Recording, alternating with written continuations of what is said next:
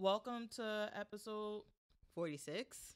of The Life of a TV Addict. I'm Sasha, Notorious FPG. and we're here to bring you our week in TV. Week.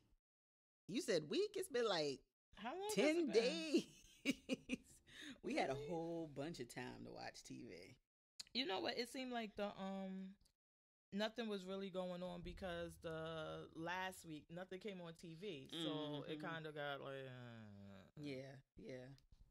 Well, I watched a whole bunch of stuff between stuff that you had recommended, stuff I had started and didn't finish, sneak previews. So we can start wherever you would like. You know where I want to start? I want to start with Black Mirror. Okay. So, what did you think about this season? This season was not my favorite, I don't think. But each season has standout episodes and episodes I could do without. Mm-hmm. So I can't even say like, oh, this season was the best season. Um, there was two, I guess, in this season that really What would be your were best my season? favorites. Because we might as well talk about the whole shit. Because I never watched Black Mirror at all, Okay. and I binged everything. And because my sister was like, "Oh, did you watch the show?" So I never watched it. So you gotta bear with us, because this is going to kind of be like a whole discussion about the whole series. We're going to be comparing certain episodes with the ones with the new ones, everything. Well, certain I things wanna I'm gonna get into it. I'm gonna rely on you because I haven't watched the past ones in over a year. So um this season 4 is really fresh. Okay. So, but if I had to pick an episode of all the episodes that really stood out to me, I mean, last season I told you my pick was San Junipero. That was the one that still kind of gets me. That was the one they were nominated for an Emmy for. And I that's believe season they 3. won. That was last season, yeah. Oh no. If I go just by episode, like which episode, if you were to ask me, comes right to my mind? As your fave? Well, no, just as yeah, probably my fave. Which one would you pick? Nosedive. That shit was Now my remind me which one fave. that was. And that was just last season. That's where she everybody was everything Oh, was the based social on media the one. likes and the Yeah. stars. That was my shit. And somebody on Facebook, I won't mention his name because I didn't ask him. He was like, it seems too real. Like it's yes. kind of getting that way. Yeah. That everything is based on that. But I like that because it was kind of airy and funny. Right. I like when they mix both. Yeah. And that's why this season, like my favorite episode would have to be the USS Callister. Yeah. That was up there. But I'm really torn between Crocodile and Black Museum from this season as my favorite. Crocodile was just so left field for me. And then remind them what the Crocodile is the one that the title makes absolutely no sense. The woman was with her boo on the road and they hit someone. They decide to, well, he decides and she decides to be an accomplice to throwing the man into the lake and just forgetting about it. They go on with their lives. She goes on to be a well-known like speaker. She's a motivational speaker, I think. Yeah, I thought she was like a CEO or something. It's something, but he goes on to be an alcoholic, can't deal with what he's done. Fast forward a few years, he confronts her and wants to tell. She goes from accomplice to murderer. I thought that the crocodile, that the title was because of like Crocodile Tears, because we see her crying. And see, I it's didn't like, even think about that. What the fuck are you crying for? How you sad? And all she could think about is how it really affected her right. and her life. She'd have killed the damn baby. She'd Girl. have killed like 2 people. She'd have killed the Look, investigator. as my mother kept saying, a blind baby, and I'm like, she didn't know it was blind when she killed it. That's a oh my but god. I think it was what I liked about that one is because, and you watch investigation, discovery, and all those things. Mm-hmm. I'm always amazed at what drives people to do certain things. Mm-hmm. And like you said, the fact is she didn't see how everyone else's lives were affected, only hers. That's all she could. Yeah, that was all she cared about. Like, okay, you went from being an accomplice to maybe you never would have even been questioned, confronted, or anything. Maybe he could have just admitted to the whole thing himself and left you out. To a triple murderer, killing a baby.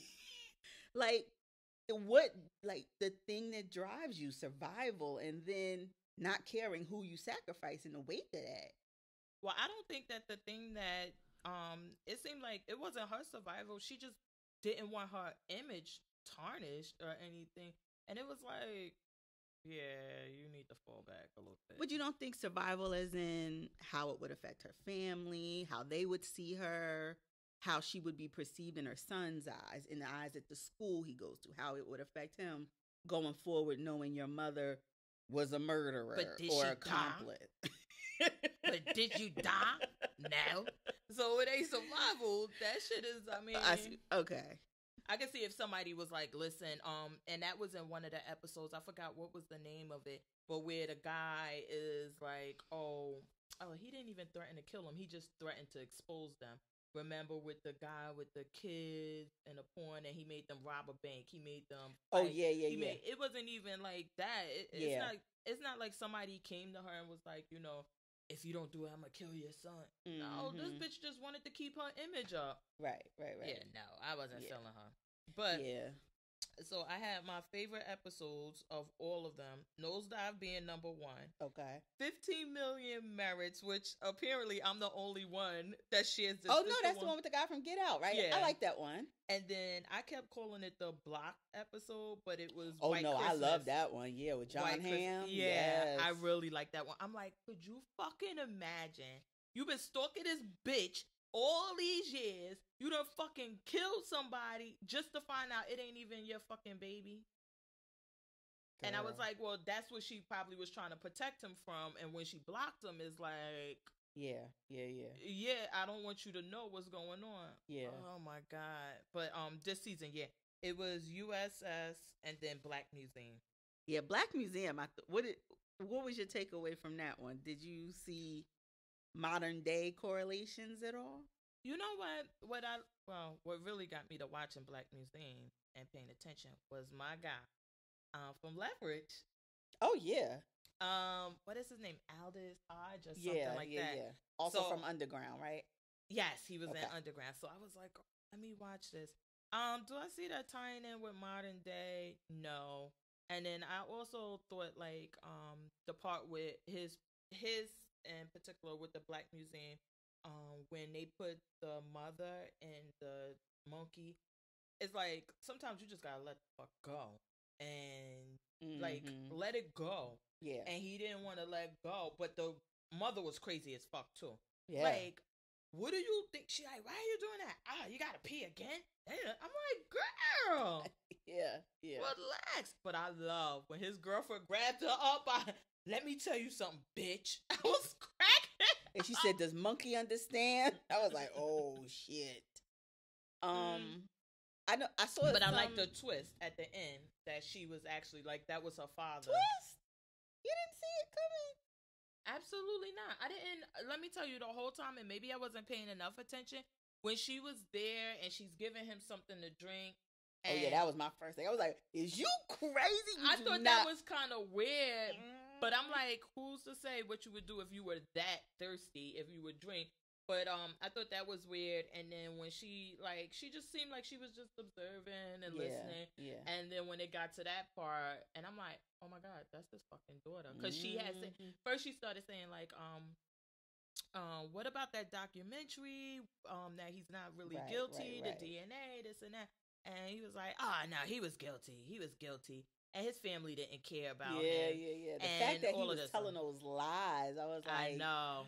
Like, how could you say his family didn't care when you, in your own story, were saying how you had promised that they would be taken care of? Mm-hmm. And that was one of his motivation for agreeing to this, was that his family would be taken care of. But that don't mean they didn't care about him. But I mean, he cared about them. But if I'm on death row and you ain't even come to see me, what the fuck I care about you being cared for when I die? Well, some people do. I think that I don't know. I thought they were giving us clues.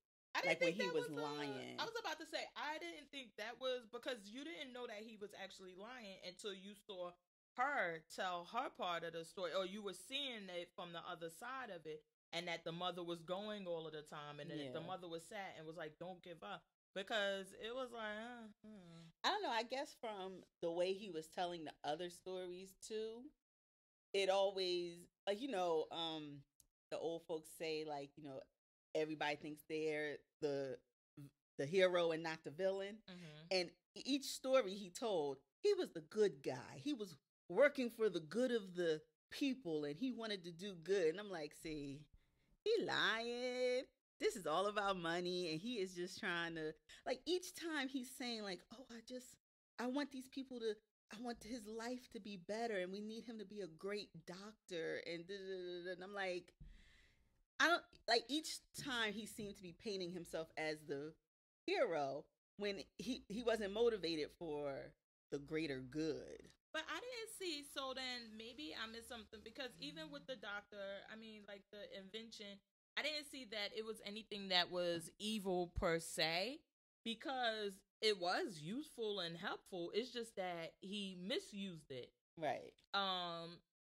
And then like the other thing with the whole putting a I don't know about this putting a kid in a monkey Girl, that or was whatever, but I weird. didn't see that. But what was the first clue that you had that she was actually the because well I guess you didn't know about the third person until almost I knew that just the fact that there was no one else there to Mhm. me was okay. She has something else going on.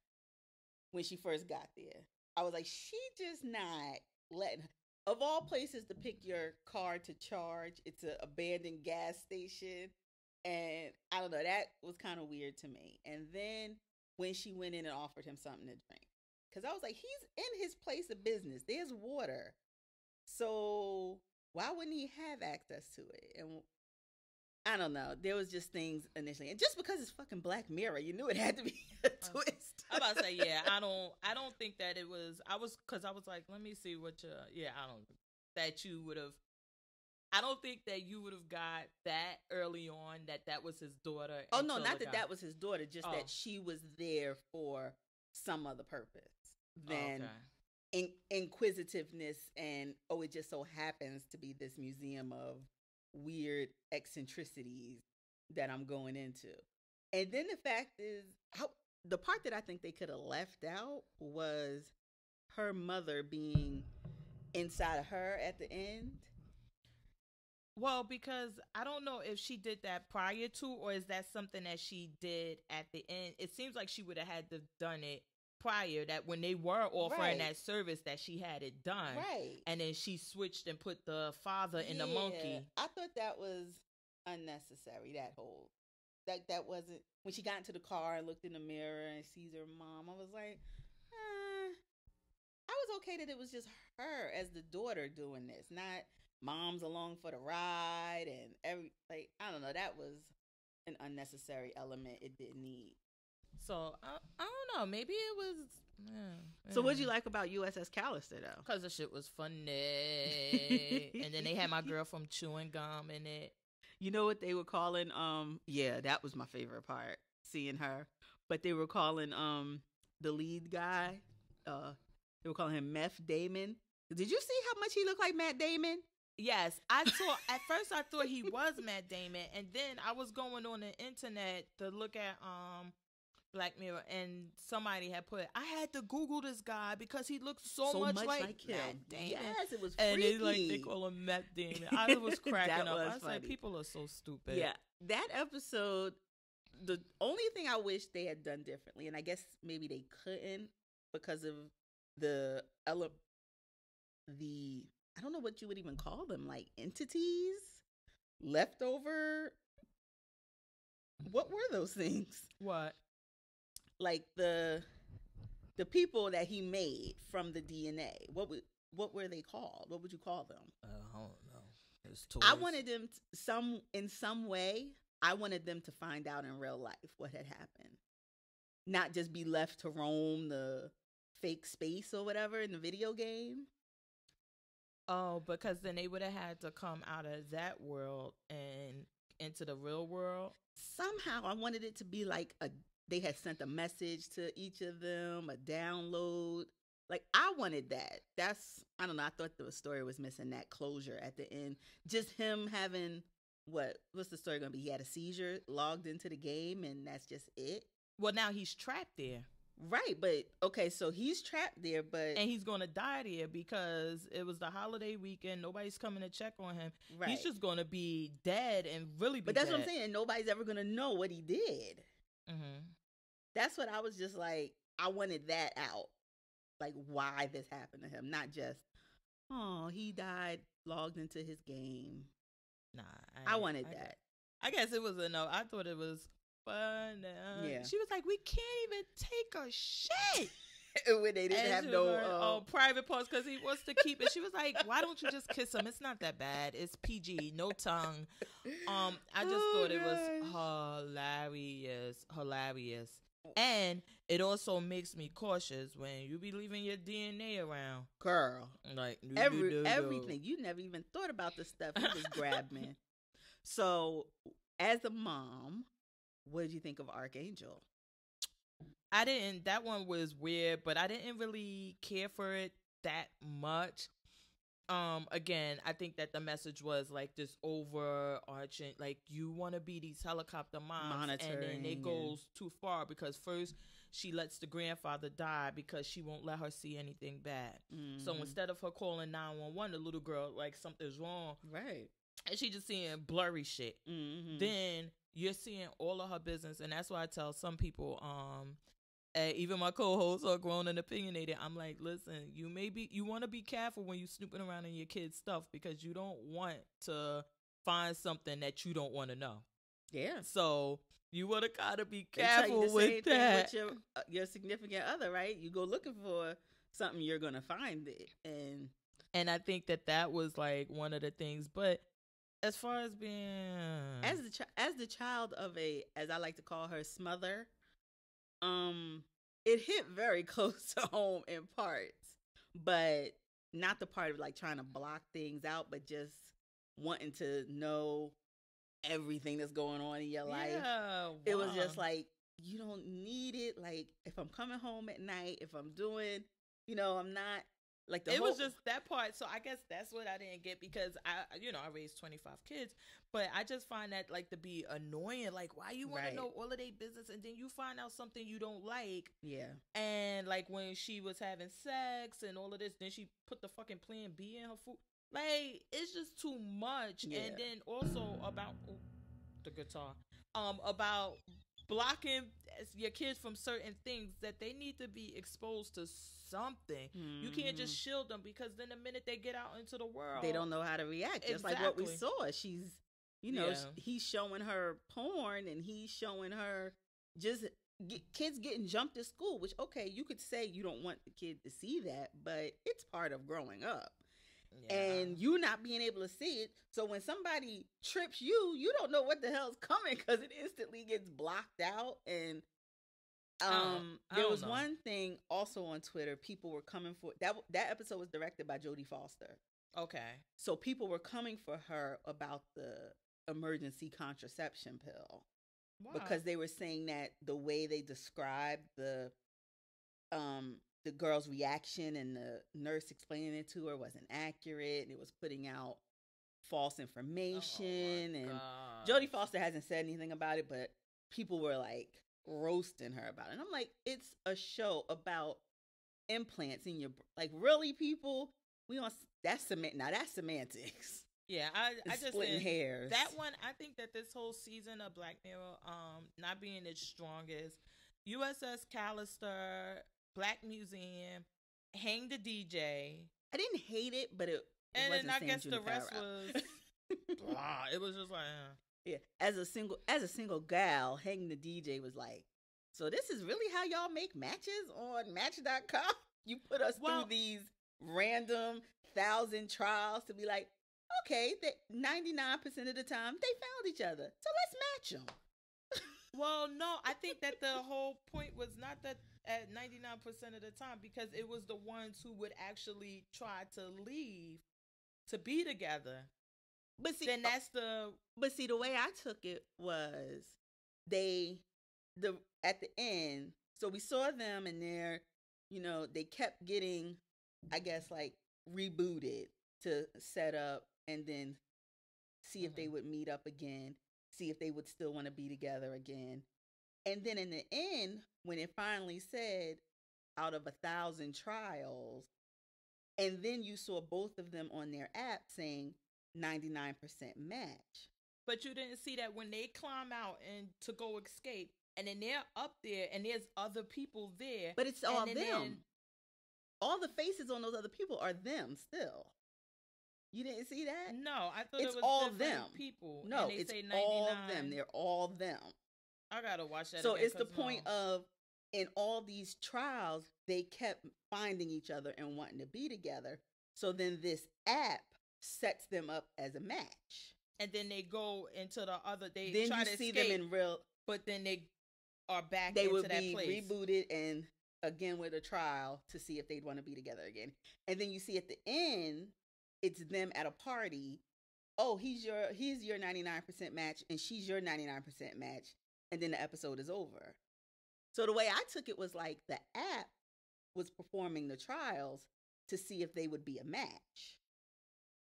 Oh, I didn't even pay, because when I saw all the people up there, I didn't. It was all the faces were them. To see if each time, because each time they wanted to still be together, and that's why I said out of this many trials, 994 or whatever, they kept coming back together. So they were a 99% match. So then at the 99, out of 1,000, then they're like, okay, now y'all can stay together. Right. Yeah, and no, then the app matches you up in real life. Because they were on the app and it said 99% match. That was their first. That end party scene was their first time actually meeting. In real Everything life? we saw was in the app. All the other things leading up to that point was in the app. Oh, I'm so confused. No, I thought that's why I didn't think it was that great, because it was like, oh, okay. So it was like, okay, just think of like Match.com. Mm-hmm. I'm Notorious FPG, and I'm out here in these Match.com streets. Mm-hmm. And then there's Notorious FPG, but he's a guy. Mm-hmm. And he's out in these Match.com streets. Maybe in the app, Match.com says, okay, let's compare all these things. Do they match up? Out of these 1,000 times, 99.9% of the times they match up. So we're going to match them on Match.com, and they could, put them out there in real life as, this is your 99% match. This is your 99% match. Oh, but the 99% or whatever is based on them actually leaving. Right. Like they would have to choose each time they are choosing each other to leave. Exactly. And want to be together and be against keep setting me up with these other people that is never going to be a match. No, I don't want that. I want this. I know this is what I want. And we're going to leave to make that happen. I guess I'm so fucking confused now, because I was even confused by the San, what is it called? Juniper? Oh, San Junipero. I was confused as fuck with that too, because I'm like, what the fuck is going on? And then I'm like, right. I don't know. And then at the end, I was like, I think I know. I was like, I don't know. Some people I know didn't even get past the first episode, because that's the notorious pickfucking episode. I'm surprised you was able to get past that. I didn't think that was so appalling or shocking. Right. And then I thought that what I found interesting about the story was that he was like, no, I'm not doing this shit. And they're like, oh, you got to do it. And then they tried to get people not to watch it, but the people were still wanting to watch it. Yeah. And then they let the girl go before it even started. And they like, well, don't ever tell anybody that. Right. And then at the end, you see like the wife has a problem, like they're having problems, and I assumed that it was because you fucked the pig on national TV. Yeah. But it's like at that time you wanted me to do that. You needed him to do it. Yeah, and I did what you want, and now we're keeping up this image. But what I thought the takeaway was that look how dramatic and how appalling that was, And then by the next year, everybody had just over it, forgot about it. Like, it's nothing. Yeah. And I guess that's the goal along with us and the TV and everything. Like, you could do something and you'll be the worst person, and then next year they like, I mean, Cardi B was a stripper last year, and now they got the video of her butt naked dancing at KOD. And then this year, she's like America's sweetheart. Yeah, and she's Offset. So I just took that away. I was like, look, nobody really cares, but they're still dealing with it internally. Yeah. And then they're trying to keep up this image. But right. No, that one was cool. The 15 Million Merits, I watched that one like 3 times because I really loved it. Because I thought it was like, it was so relevant to what happens today. And we always talk about that, like even for example with Tamar and Vince on Grown and Opinionated, we were talking about it, like, would you risk going on a reality show knowing that majority of the time you're going with your husband, you will end up in divorce or you would break up, and people still sign up for them day after day, and it's like, and then when they file for divorce, because then we were saying, like, you don't know if it's real, you don't know if it's fake, but I don't think I would. Is it for the camera? Yeah, like, I don't think I would divorce my husband for the cameras, but we don't know until we're put in that position. Yeah. Because I don't think anybody would have thought the girl would decide to do porn when she came there to sing. Right. But you're put in that position, and, you know, you never know what's going to happen. And then the guy from Get Out dancing. Oh, my God. That shit was hilarious. Yeah. I'm like, this is the dancing they let him on for. I'm going to tell you the one that I guess now since January 2017, January about 15th, 19th, whatever day it was. That one with the offensive bear becoming elected. Oh, I didn't. I was like, please, we live in that right now. I just was like, I mean, it was like when you see people like nominate dogs and cats for mayor and they win and stuff. It was just like, oh gosh. It's like the whole thing with the distraction, and then what happens when you actually get woke. Because then he got woke, and they like, all right, well, we'll fucking replace you. Yeah. Either you do what we want. So the whole time you were trying to make fun and make like it's a puppet of them, but you're actually the puppet. Right. But yeah, I wasn't feeling that one like that. Yeah. Well, I'm glad you finally watched all of them. Yeah. So shout out to my sister. I hope you enjoyed this discussion, and it's right at the beginning, so you have to listen to everything. But okay. So I got next in my list. I have Grown Fish. But I know it's supposed to be shade. Grownish. No, it's Apple. They do the autocorrect. Yes. Because I tried to put it several times and it went back. So I fell asleep on the second one. But not because I was bored. I was just DVR'd it, watching it. Let me say this. ABC Family. They had cursing. Cursing, drugs, drinking. I was like, lesbians. I was like, yes. Because I kept telling my daughter, I'm like, isn't this ABC Family? That's why they had to change the name, I guess. Is it ABC Family? And she like, Mom, stop saying that. It's Freeform. It used to be ABC Family, but now it's not. I guess that's why they changed the name, because they was going to go a little more grown way. Because, yeah, it had some racy for ABC Family. No, racy for regular TV, too. Shit, that was a lot. Look, not racy for FX. Come on. We watch FX. It wasn't racy for that. Racy for Channel 7, yeah. But so one thing that I did, like, I like that they're keeping the titles as rap songs. Yes, I really like that. Just because of the culture, you gotta do it for the culture. Based on her crossover episode, I didn't think I was gonna like it, right? Because the crossover episode was really, really bad. But it turned out to be really, really good. I liked it. And while I was watching it, what I thought about, I said, they need to bring the mayor here. Well, because maybe they can ramp it up. Well, you saw I posted on our Instagram. It's been canceled on ABC, but they're shopping it around. And I'm like, I can see it landing on Freeform, getting a revamp. And then just make it more racier like they did this one. But I really, really liked it. So Grownish is the spinoff from Blackish, with the daughter Zoe, and she's in college now, and it's kind of the whole different world, but with the 2017 the new spin on it. And I like they still do some of the stuff like Dre does with the storytelling and giving a little background. Like she was giving a little background about the college and the like what the basketball team was like when the college first came and what it would be like now. And then I enjoyed it. I liked the episode with them telling about how they all ended up in the same class at midnight. I know. And then I did like, so now Dion Cole, I actually liked him here.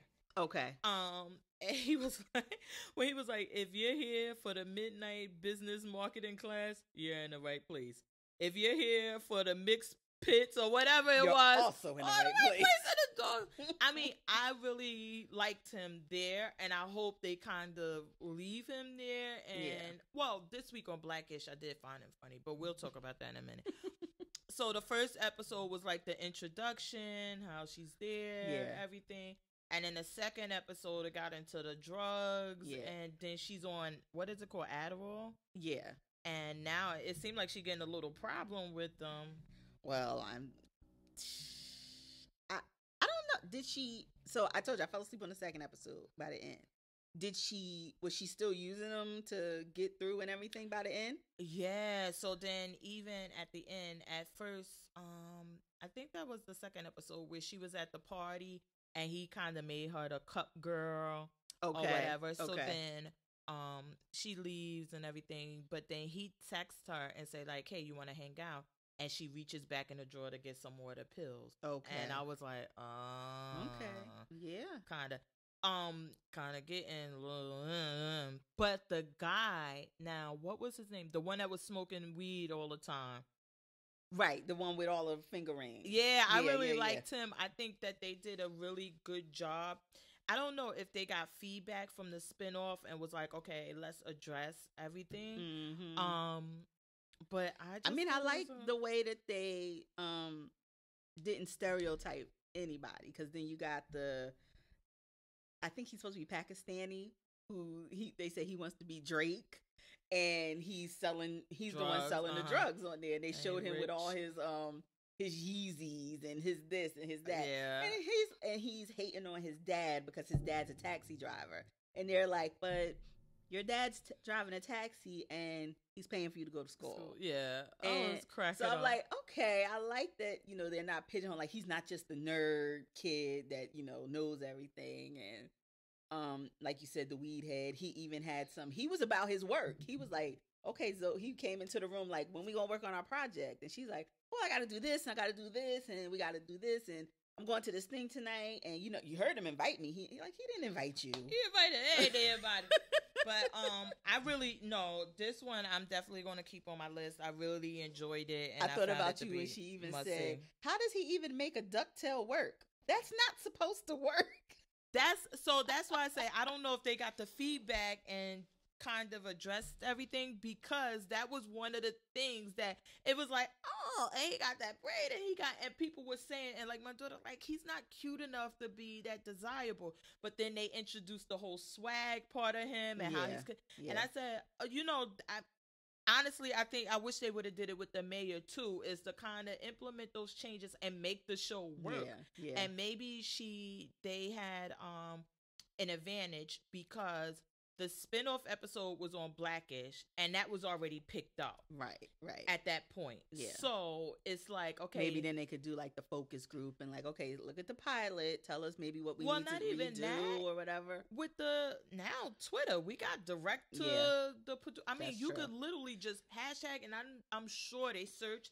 Okay, what didn't they like? What did they like? Yeah. Exactly. What's getting the feedback? But I really did enjoy it, and I'm like, I'm gonna keep it on cursing, my TV. It had a whole bunch of stuff that you wouldn't have expected. It was really good. I really liked that one. Blackish this week. What did you think about this episode? Now I'm trying to remember. This was the one where he was telling her about not going to work, right? Yes. When he said, I thought, girl, he was how'd you feel? You don't have to go to work. Was you triggered? Let me tell you, I was like, I wish. Not that I would not work. Let me be honest. Not that I would not work, because I do enjoy what I do, but I would not be working a job. Right. And then also maybe right after I had the baby, maybe I would have stayed home for a year. Yeah. Because well, it depends. Like on the business, maybe I could have been part time or something like that. But if not, I would have liked to stay home for a year so that I can breastfeed, nurse, Yeah. do everything, and then then get back to Yeah. my regular life. But yeah, I kind of. But she was like, "What the fuck did you say to me?" I was cracking. And then, like, I like that he was, like, as ignorant as Dre can be, he was very, to me, supportive and, like, trying to be nice about it. And then he literally had to, like, bamboozle you, like, if you his boss was like, if you tell a woman anything 3 times, she gonna think it's true. So then he's like trying to, give her candles and dinner and just, and he's like, I'm like, he's doing something nice. Like, he's telling you, like, if you don't want to, you don't have to. Well, I think that the thing is that there's always a difference between what somebody says and what the other person hears and receives. I took it that way and I was like, shit. But maybe she took it like, oh, you can't work and be a mother. You need to stay home and let me, the man, take care of you. You know what I'm saying? And that's why, because I'm like, that's the only reason why I could see she would be that upset and offended. Right, because I'm like, he did not come out with his usual recklessness. And that's why I'm like, why is she so upset? Like, usually he'd be like, woman, put it down. Stay home. Like, I could have seen him doing that. And then even when he was talking to the guys, though, there was more to machismo, I thought, than what he said, because the idea that I've made it as a man is that my wife doesn't have to work. Mm-hmm. And I'm like, he didn't even say it like that to her, which I would think he would say it ignorant. Like, he said it very, I don't even think that would be ignorant. I would love if my husband would have said, listen, I'm a man. I need to be taking care of you. I know some people in that situation where they don't technically have to work, but they do pay some bills or whatever. But if they didn't, like, it would be no big deal. Right. We would still be okay. Yeah, unfortunately, I'm not in that position because I got 25 kids. But I thought that was, every episode of Blackish, I think is good. Not jumping genres yet, but it made me think of Miss Quad and the way her husband was like, if you compare the way Dre presented it and then the way Quad's husband was like, I've been taking care of you since I met you, like, totally different. And Bo's reaction and Quad's reaction was the same. Though, like, mother. Because that's what I was about to say. It's a difference between what a person says and what the other person hears. I have that conversation all the time. It gets to the point I tell my husband, what did I say? Yeah. Because, I mean, in a relationship, and they just hear different things. Yeah. But Deion Cole say, like, I don't want your wife to work either. Or she should be married to me. Yeah. And he was like, what? I was cracking. He makes me laugh. I know. Sometimes, not all the times. I mean, I see him as the comic relief, even though the show is supposed to be a comedy already. But I mean, because even with him introducing himself, I'm like, who did he bamboozle to become a professor and calling himself Professor Doctor? I'm like, what? Yeah, he had me. I don't know. I just really find him on the other show. I find him more entertaining than on Blackish. All right, so what's your next show? I know you gave me a whole list. Girl, my list was and crazy. I feel so bad because I did not watch The Shy, even though everybody's been talking about it. Oh, man, I really wanted to talk about that. All right, I won't. I'll leave it for my pick. Was it the early premiere? It's the early premiere, so it really comes on Sunday. Okay. Which is the same time as the Golden Globes, which is why I did the early premiere. But, these characters, they pulled me in first episode. It's really good. So we have the kid from Moonlight that played the youngest boy. The one from Straight Outta Compton that played Eazy-E. He's in it. Did you ever watch now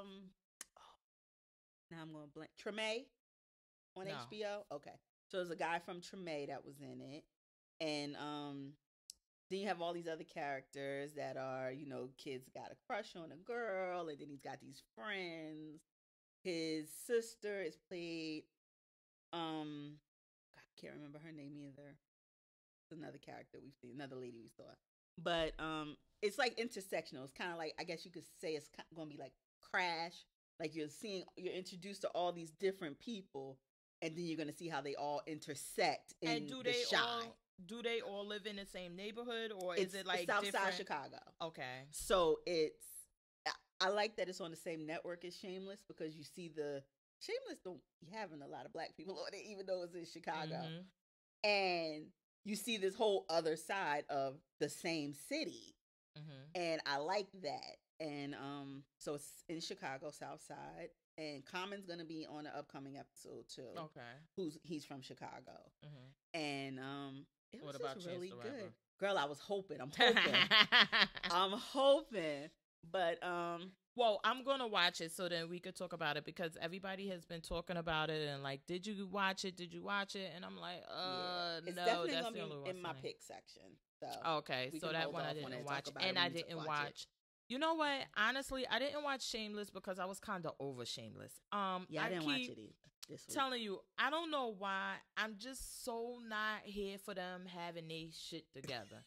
I'm just not. I need my hot mess.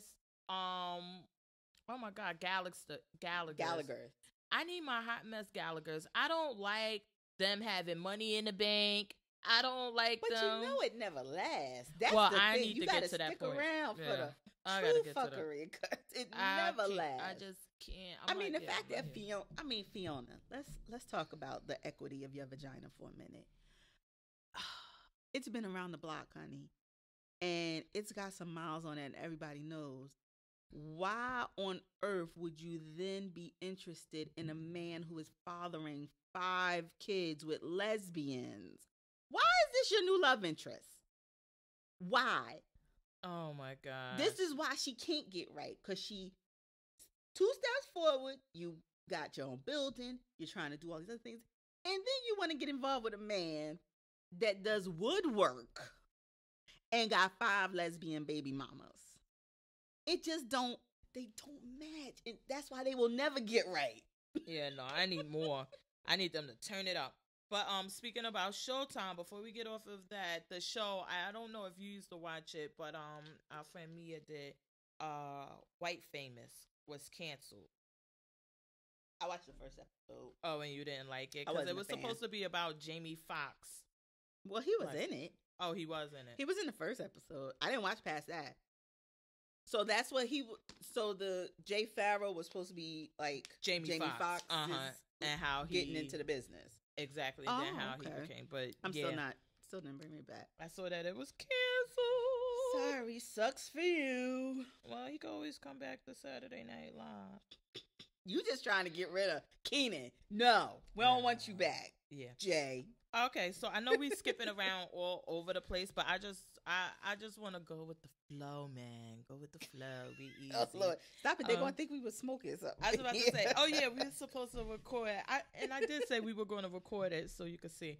But not this time. Next time. Bright on Netflix. Did you? Okay. I watched it. Okay. Did you like it? I liked it. Okay. And my voice goes high when I say that, because it got so much slander and hate and vitriol on social media. Hold on. Vitriol. Hot fire. Hot Siri, fire. What is vitriol? Even Siri don't know. She like, I'm above Siri. But no, it's like hot fire. Just hot thought fire that it was nastiness. actually a mix of both, because there's people who loved it and liked it. I found it entertaining, and then there's people who went too deep into it and were going off about it, and then there's people who just thought it was a bad movie. So they greenlit a sequel. Yeah, that was like, I think the night it came out, the day after it was already. Well, like I told my coworker who said he hated it. He's a pink person, not of the Negro persuasion. Oh, white. I'm like, so, what the fuck? I'm like, I'm thinking he's not going to see the way, why I'm seeing people hating on it, because of the whole, the orcs is black people and da da da da da. Well, yeah, that's why he hated it. So you know what? I don't know. I'm not the brightest person in Brightest the bulb on the world, tree. I'm not either. but I was like, why the fuck y'all getting so deep into this movie like this? The whole thing, even with them talking about, and then because I was reading Chance the Rapper's tweet, and he's like, because the elves is a level you can never attain, and they want to say. I'm like, listen, the elves was it just showed the section and like elves only, and then you never saw these fuckers again until they started killing people. I'm like, why y'all so uptight about that? So 2 things. I think it was, to me, it was heavy-handed in trying to make that point. But as someone who, full on disclosure, I'm a 100% nerd and love Lord of the Rings. I was just like, ooh, this is Lord of the Rings 2017. All the orcs and elves is hated on each other again. And I didn't even think of the trying to show the racial aspects of it first. And that's why. So then I was thinking about that. My daughter, because I say mythical character, she like, just say sci-fi. Just say sci-fi. I told you they wasn't aliens. And I was just like, going back. Well, no, they actually alien. And then my mythical thank you. Creatures. Hold on. My uncle Shala was like, he was on Brilliant Idiots, and Andrew was having the same discussion about aliens or whatever. He was like, it's something foreign. It is an alien. You call immigrants aliens because they foreign to the human. Like, come on, to America. Like, these are aliens. But I guess maybe because I do watch Lord of the Rings and I do watch the other show. I just was like, these like, it's just mythical characters, things like that. And my daughter's like, just say sci-fi. I'm like, but whatever. But I just didn't get that deep into it, because when I watch Lord of the Rings, I don't think, oh, these supposed to be the black people, oh, these supposed to be. I just think like, okay, they elves, they're the dwarves, there it is, that. And this one was the same, in my opinion. That's how I thought. I just thought it was a really good mythical and action movie. I thought the one who played Will Smith's partner, I really liked him. I liked the whole story about him not having his teeth in and getting hated on for that, and the him, crossing over and joining the police and getting hated on. Like, some of the stuff I did think was not current. Like, do people still do kick me signs for people they don't like and stuff like that in the cops? Like, yeah, cops get picked on for being other than, but I was like, kick me signs? Who still does that? Nobody. I don't even think 12-year-olds. I was about to say, if I had one issue with it, it was the slang and everything that Will Smith was using. I found it to be a little dated. Yeah.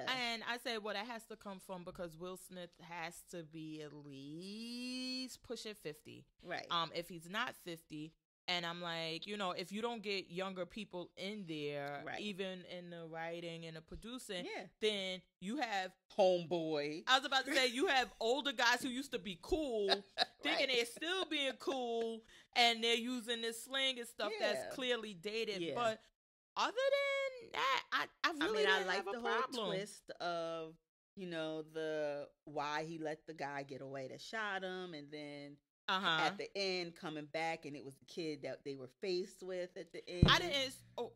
I hit the microphone. Sorry. That's the one thing, and that was another thing, because that reminded me all of Training Day, right? Where he saves the guy or whatever. But I did like he's saying, like, look, I use my instinct. I use my traits that are inherent to him, and that I smelled, and I knew it wasn't him, and that's why I did it. And I like that, like, to show that even though he's different, there are things that he's bringing to the table. Then when the crazy guy was telling him, you got to keep him, he's part of it. And Will Smith basically going out on faith at the end, and like, remember, he said, I'm part of it. So I got these damn microphones. He like, so I guess I gotta be, there. I like the whole thing with the magic wand and the cops playing in the it was like Lord of the Rings and Harry Potter. It was just like all of these. I wish they would have tied. The only thing is, I wish they would have went deeper into the wand that and whole stuff thing, like that, and the elves and the orcs. I wish they would have went more into it. Well, I'm guessing I'm wondering if they had an idea for a sequel the whole time and were like, well, let's see, because I'm wondering. I mean, there has to be something that happens. It can't just be kumbaya after this wand gets taken. There has to be someone still wants it. Someone who has it is going to use it wrong. There has to be other stuff. With the way they were talking about the power that it gives, just you could wish money. You could wish whatever. So that's my question. We got the magic wand. What you want? What you want? What you want? To win the Powerball.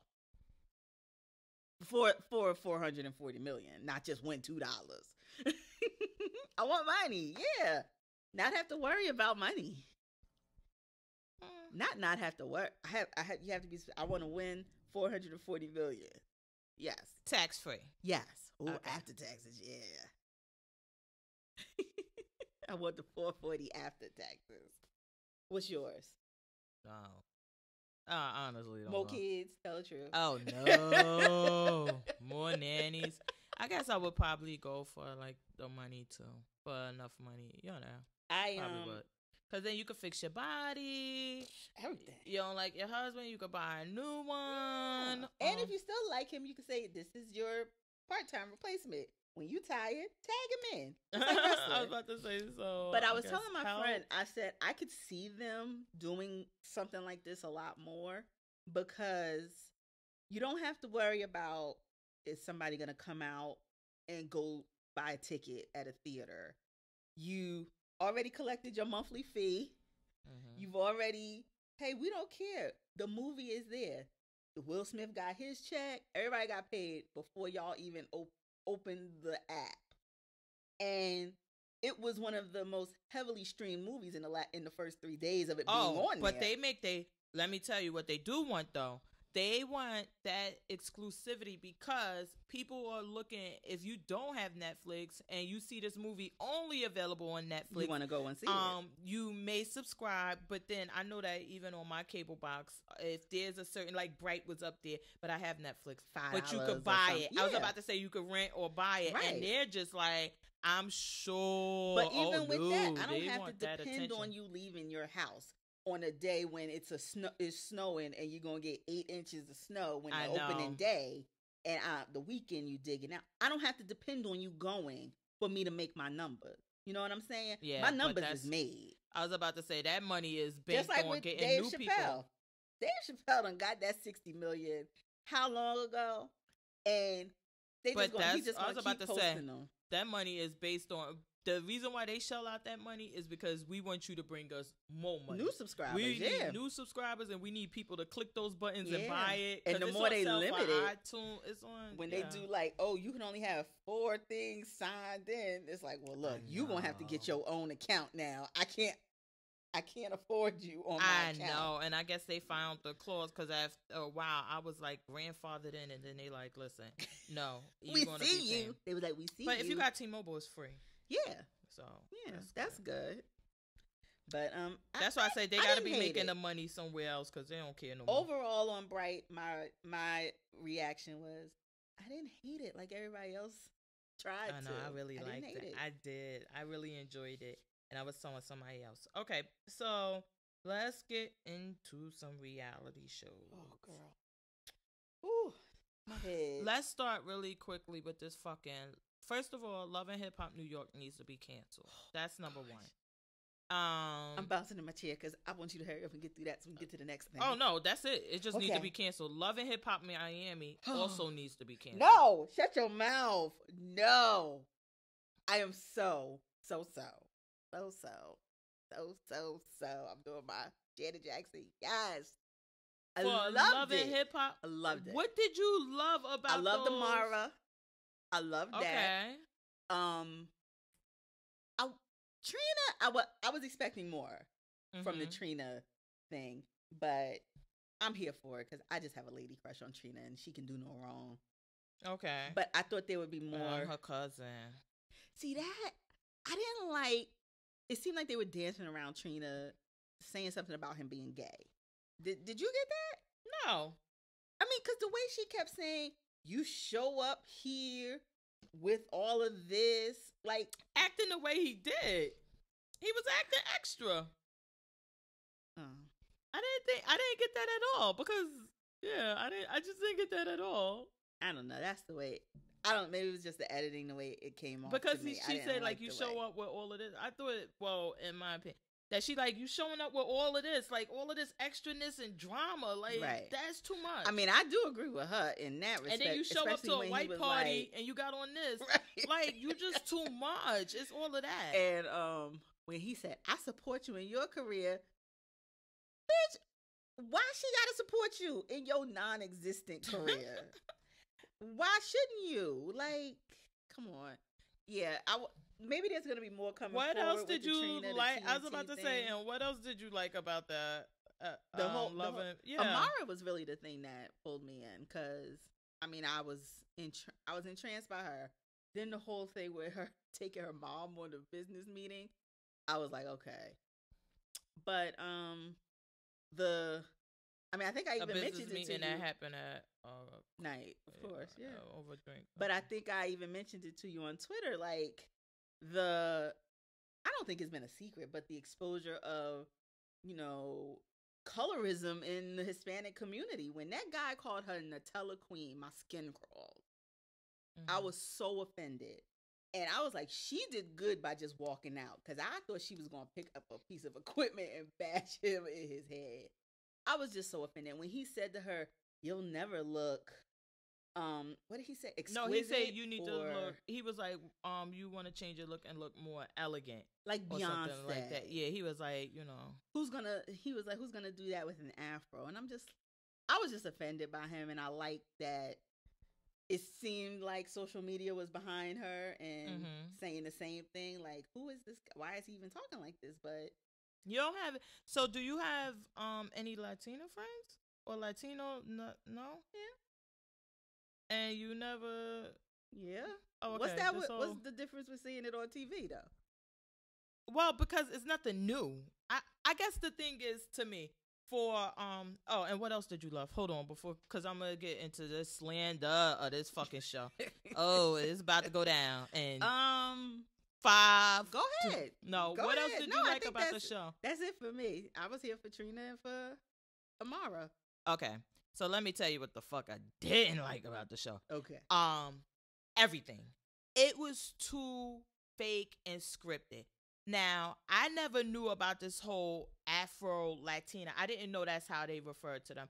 But yes, I have Latino friends. I have Dominican friends, and I knew dark-skinned Dominicans and Puerto Ricans even, and like some of my lighter, and they say, oh yeah, it's the same thing like how black people have. Right. Like light skin is looked better upon, and if you have straighter hair, and even if they don't, they just relax it to get it straight so you can have that look. And it's the same. And then the darker ones are looked down upon. And then it's a whole thing in DR on the island about they call them monkeys and everything, just like black people, but they call them Haitians, things like that. It's the whole thing. Okay, now I guess it's just kind of tired. I would have liked to see her navigating her career and standing in who she is and not doing, but it didn't need to be so forced with this whole she's meeting up with the guy and he's telling her, oh, that's not elegant. Get the fuck out of here. We know Mona and them sent you these cue cards on what to say. I would have liked for her to like just be living her life, going through things, and then if that naturally happens, then let us see it. But this whole forced meeting with this guy, then the whole thing with bringing the mom and why can't you deal with the mom? It was like, and then it was like the whole light skin versus dark skin, because I guess that's what's going to come up with her friend. Right. There's a bug on you. Hold on. Okay, now we're back. So, the whole light skin versus dark skin thing, I really didn't care for. Right. It's a way to do it without it being that way. The other thing, oh my gosh, the whole cousin thing, right. It was kind of tired. He was doing too much.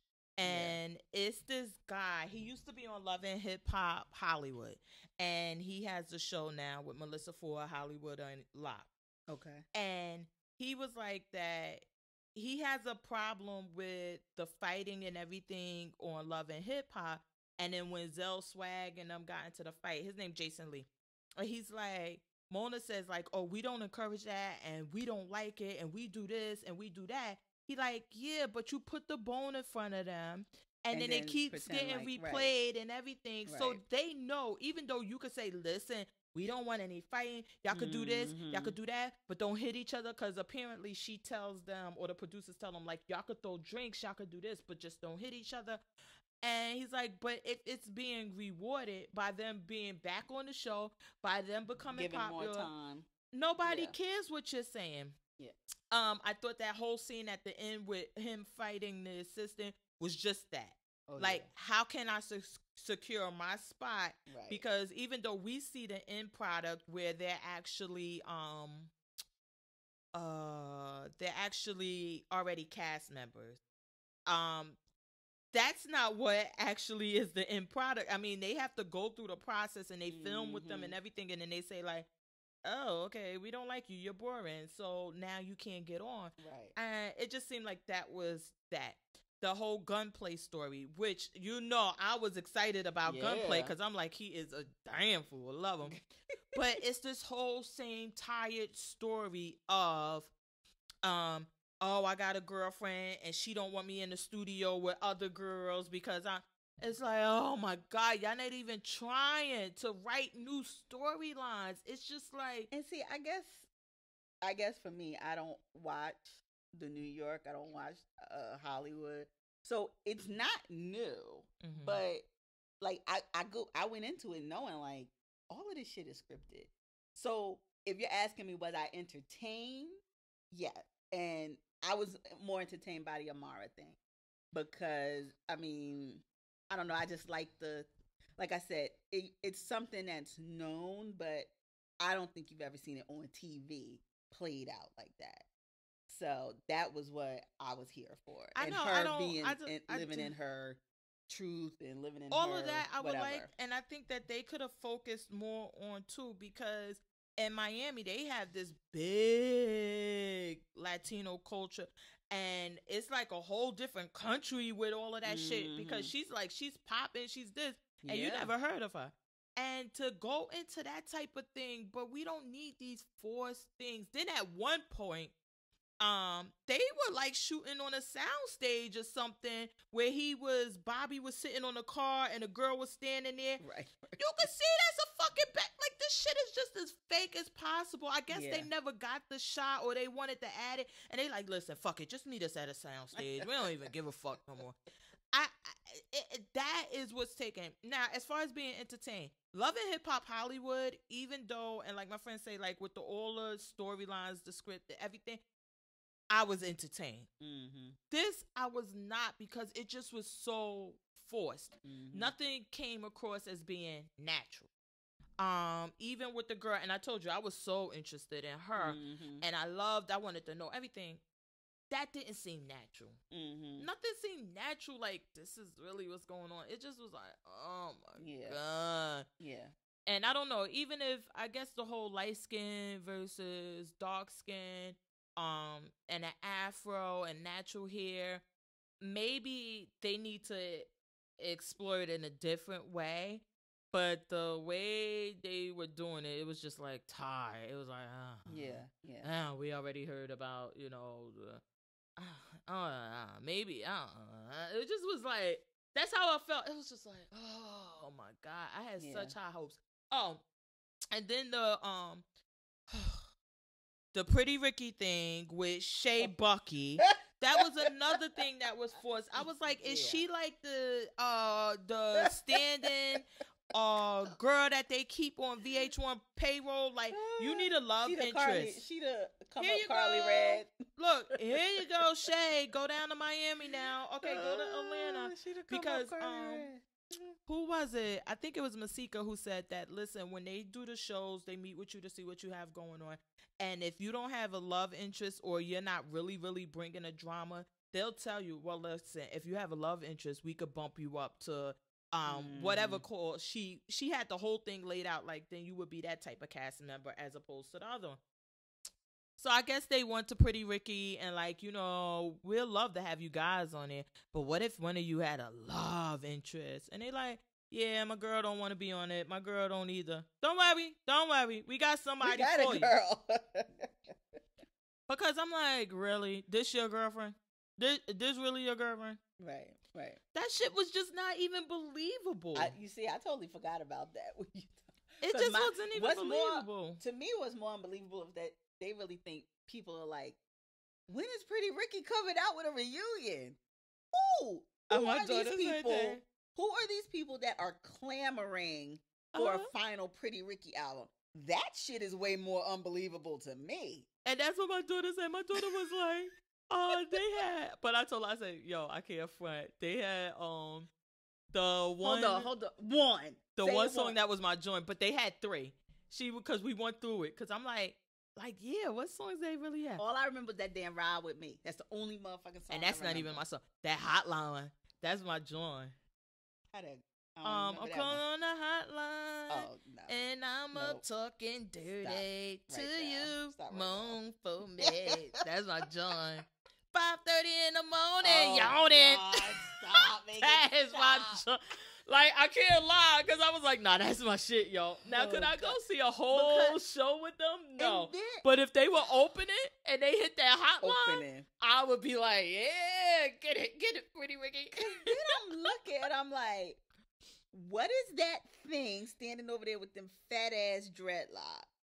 Oh my God! Out of his head. He's the funniest one. That's who I wanted on the show.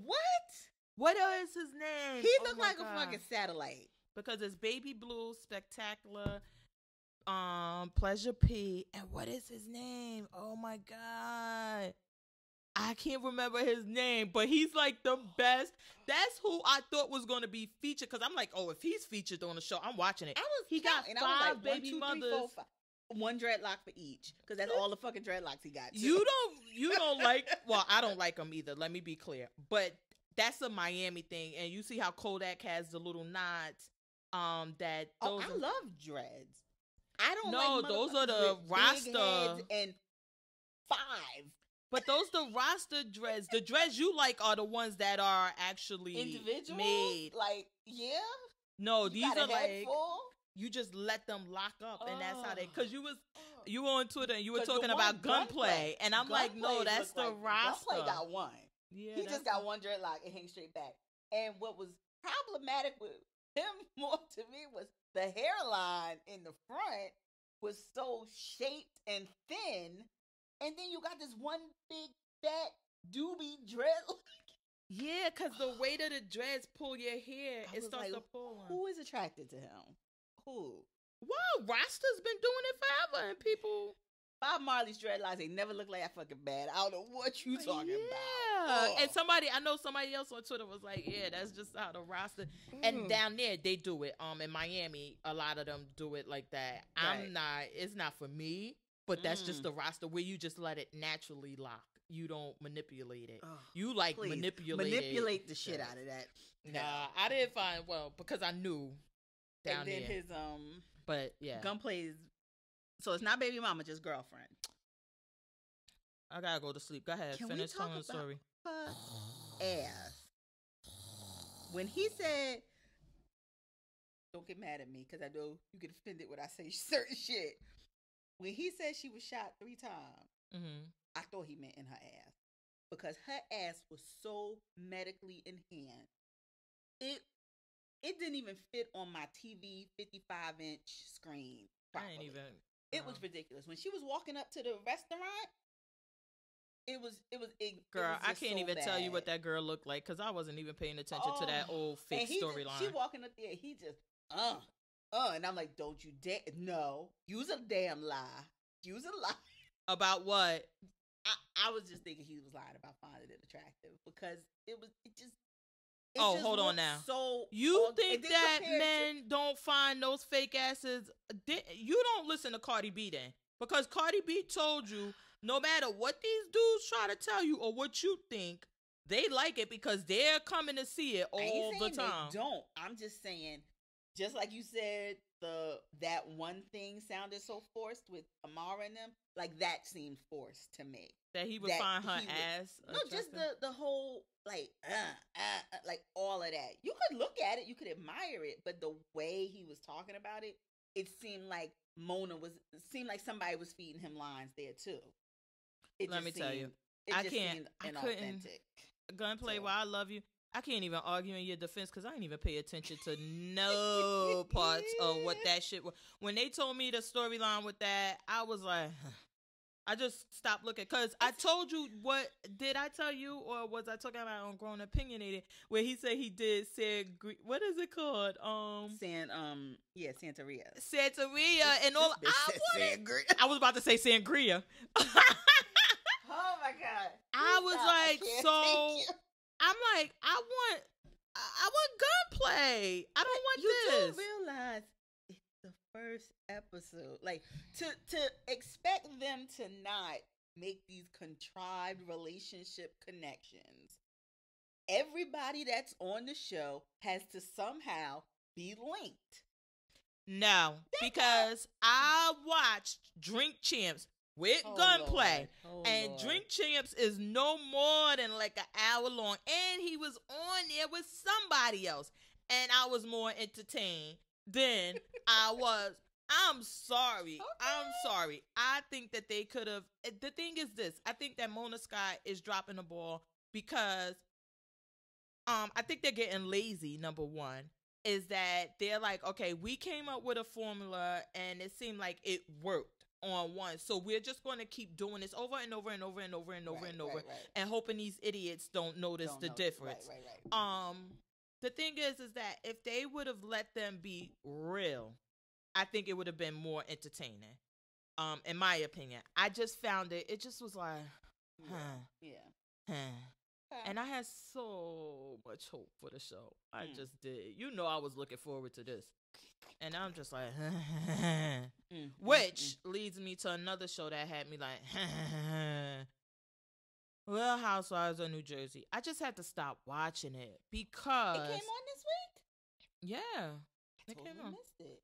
Where Teresa goes and apologizes to Danielle Kids. Oh, no, I totally missed that one. Yeah, it was like, really? And then Teresa, like, I really can't remember everything because it was like 10, 11 years ago. I say exactly.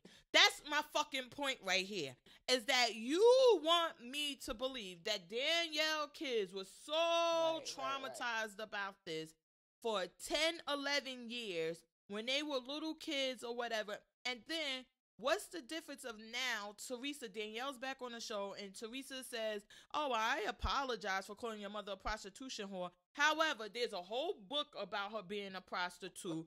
Y'all been living with it for 10, 11 years now. It just was like, at that point, I was like, I'm fucking done. Because even Teresa, it seemed so forced. She was like, I'm going to apologize to the kids. Like, I didn't know they were still harboring, and I don't know. And they got to keep going back to the flashback. I'm like, Oh, I totally missed that. Yeah, so I just stopped. I was like, that's it. I'm not watching no more. What about Beverly Hills? Did you watch that? Oh yeah, I get my life with my girls and Miss Erica Jane. Yes, I get my life. She was like, I have to learn how to like communicate with these ladies because with the gays, you just like, hey, and it's like what, and then it's like yes, and then it's cool. I say yes, girl, yes.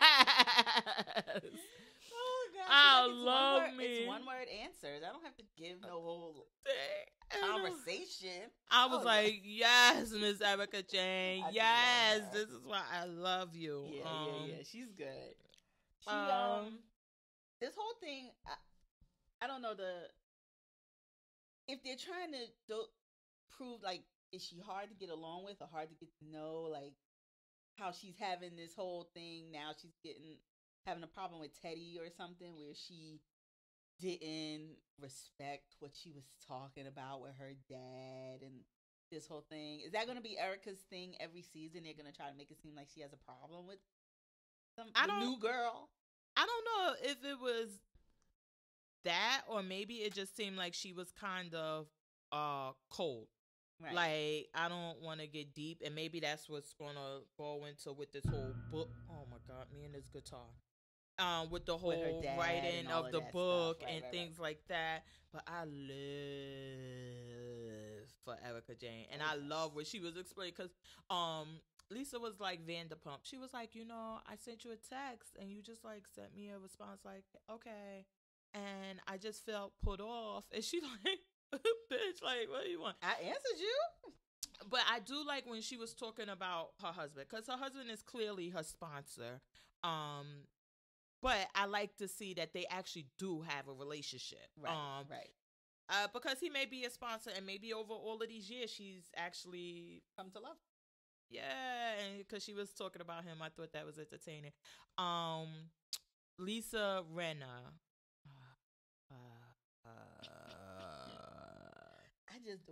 I don't know why Renna can't get right. She's a hot ass mess too. Kyle was, but I do reaching. think Dorit is a bit much. Yeah, I don't know why they brought her back, but since she's because here, now okay, you and Renna had your problem last year. Then y'all have this whole heart to heart in the Ferris wheel thing. Mm-hmm. Okay. Then Dorit invites Teddy and proceeds to use the whole. She uses the whole thing as a. I'm sorry. Is it in there? Okay, that's what he said. Okay. Sorry. I'm like the engineer, everything around here. Technical difficulties. But she then proceeds to use the whole dinner to rehash to Teddy what her problems were with Renna. And Teddy's like, but didn't I just see y'all like kind of makeup and stuff? So why are we still going over this again? And you obviously are still angry. But it seemed, in my opinion, what it seemed like, it was like they resolved it, and she was like, listen, we just have to build up a relationship, and they were ready to move on. However, I think that once she told her husband, he's like, oh no. Yeah, her husband's not here like, for forgiveness. Why did you, she's a sociopath. You should do this and you should do that. And then she got the battery back in her back, and she's like, okay, so maybe I should. What I was not here for is her talking about the best fucking present ever was him putting her fucking son. That little serial killer in a fucking tuxedo. Well, I'm not going to say that about, I'm sorry. Sasha love the kids. He looks like the little boy. He looked like one of them kids from The Shining. No, yes. Me will not standing entertain up there, that. Bad guy. Yo, he could have had a fucking Chucky knife in his hand. But I didn't. I just was like, this is the best gift you like. It wasn't even that cute. He didn't come out singing and dancing. I thought he was gonna do. It was like he just was there with a dollar store balloon. Wow. Taylor, you come out singing and dancing? Yeah, like, hello, my baby. Hello, my honey. Well, no, he wouldn't have been singing a CW frog song. He would have sung a nice song. Like, I don't know, what do white people listen to? Like a Taylor Swift he would have sung the non-Stevie Wonder version of Happy Birthday. Nah, I wouldn't have been here for that. That shit wouldn't have been cute. Like a top 40 song. I thought it was going to be like a car. I thought it was going to be like a ring, something, or like the little boy had it on the balloon or something. Like, it was just a fucking dollar store balloon. Yeah, that's why I was like, oh, you boring me. But then when he sat down and called everybody bad guy, and the reason it just made me laugh because it was like a record kind of like, when a record scratches, and Erica Jane was like, wow. And then Renna was like, wait, is he being me? Everybody kind of was like, and like Erica said, I'm sure he heard his mother say it or whatever. And they probably were talking about her around him and just assume like these kids wouldn't pick up. Oh, everybody's the bad guy. Yeah, whatever. And Erica was I ain't even got no kids, and I know that's a lie. And Erica was like, yeah, I know she's lying. And I was like, oh, go ahead, Erica. Go ahead. Even Lisa was like, oh, it was all good till he called me the bad guy. Whatever, Lisa. Oh my God. Wait a minute. The one Lisa Vanderpump got to really stop with trying to make me see her as regular. I never want you to be regular. Oh, her trying to cleaning up goose shit. Swans. I was like, oh my God, Lisa, you know you don't do that. Don't you ever. You live in a house with a bridge and built swans. over swans. A swan you are lake. not regular, duggala, smegala. Do not try to make me see you that way as you out there with that fucking hurricane mop trying to clean the poop off. No. I don't buy When I it. saw her with that, I was like, Girl. and then she had a whole metal bucket. Like, where did you even find that bucket at, girl? She found it because Consuelo was on the other side of the wall. Miss Lisa, you go side to side, Miss Lisa. Oh, that's so racist. It is, but it's probably is. But I just was like, she probably had some flowers planted in that, and the producers was like, wouldn't it look cool if you were cleaning up that wasn't in? And she was like, oh, get the mop bucket. They like, bitch, that's your flower. They like, just get the shit for her, because she don't know. She don't know the difference. I was so mad at her for that. Girl, nobody believed that you be cleaning this shit up. Lisa, like, nobody. knock it off. I just was cracking bye. up. And she got the swans. They just and I'm like, whatever, Lisa. I mean, and then you just push it, just move it. You pushing it around. But I think that the thing is that I'm sure I know she didn't come up with it. I'm sure producers say, you know, it would probably look that Be fine. you know, or maybe she kind of came up with it like, you know, people think that I'm all over the top, but I am down to earth. I because can see her doing that. I was about to say, remember that. we saw Mariah Carey cooking, air quotes. And doing the Stairmaster in I'm about to heels. say. So, but I love that. Right. Be you. I think it's more interesting, and I think it was more, like, it would be, I love them, being them, Right. being over the top. Why do you need to sit here and act like you clean up the swan poop? Right. No, you ain't doing that. Right. But who I wasn't feeling this episode, I wasn't feeling Kyle, because I felt like she was reaching with Lisa Rinna talking about, did your husband tell you about the conversation? Yeah. And she's like, oh yeah, I know about it. But I'm like, what was it to, nothing happened. Like he said something about your sister, which, let's be honest, they all have. Everybody's husband has.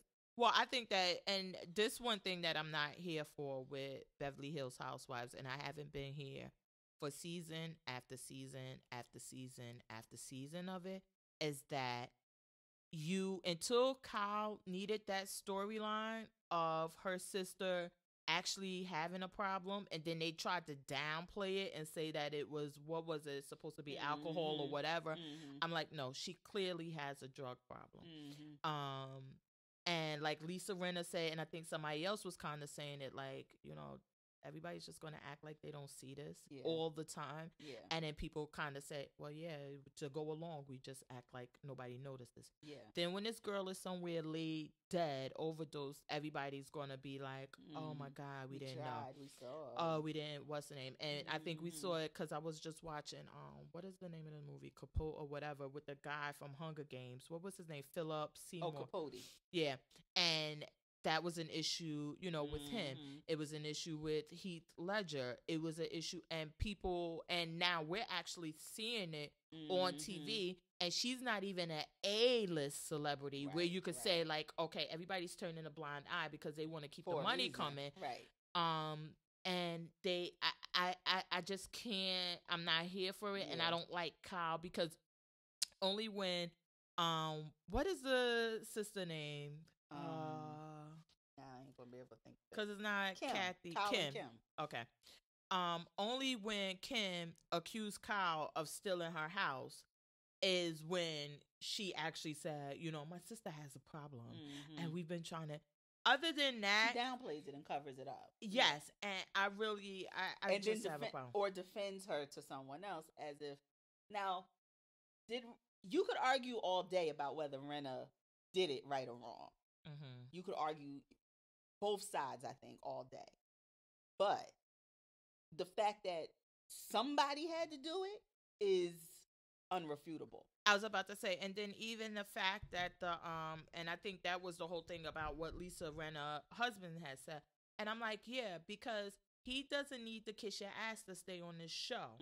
So he's like, listen, I'm going to tell you the truth or whatever, because I don't need to kiss your ass to be on this show. Right. His wife doesn't either, but apparently she just likes to be there. And let me tell you, I am living for her and Erica Jane in Tokyo. I cannot wait. I cannot but Rinna wait. has to just, what I don't want her to be is like, and I'm surprised you ain't said the snitch, but I don't want her to be calling out everybody else on everything they do and then not ever look inside.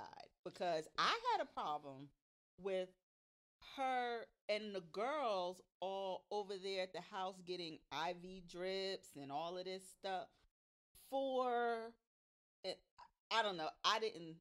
But what I didn't want. I wouldn't have wanted to see that on TV. So what was the? Girls. It was the. But then she's accusing Dorit of not having ever seen it, of having what, a coke den in her house. But what's the? So go back, because I'm lost with the IV drips. What's the problem? I just don't think that you can accuse one person of something you've never seen, and then we see you dosing up your kids with what was. I don't even remember what they were getting in the IV drips, and then they were shooting stuff into the face and everything. They were teenagers. One of her daughters isn't even 18. But that's So okay, so that part I don't agree. I just don't because think she the can't IV keep drips going at other. But it wasn't a necessity.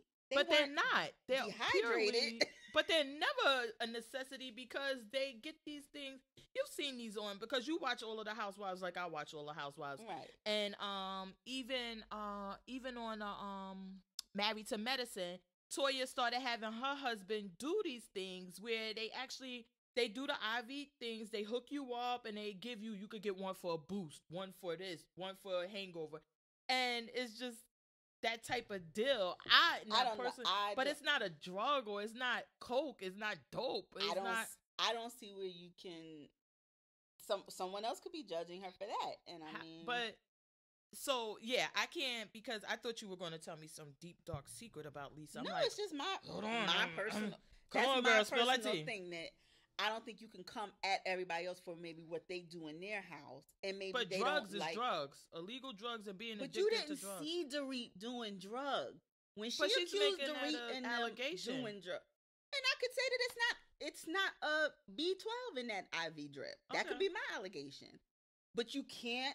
That's a little reach. Okay. Because if and you got you not seeing me do coke and no, because I guess that the thing is this: if I have a IV and they even have these parties, they got the place where you could go and just sit there in the chairs and they hook the shit up.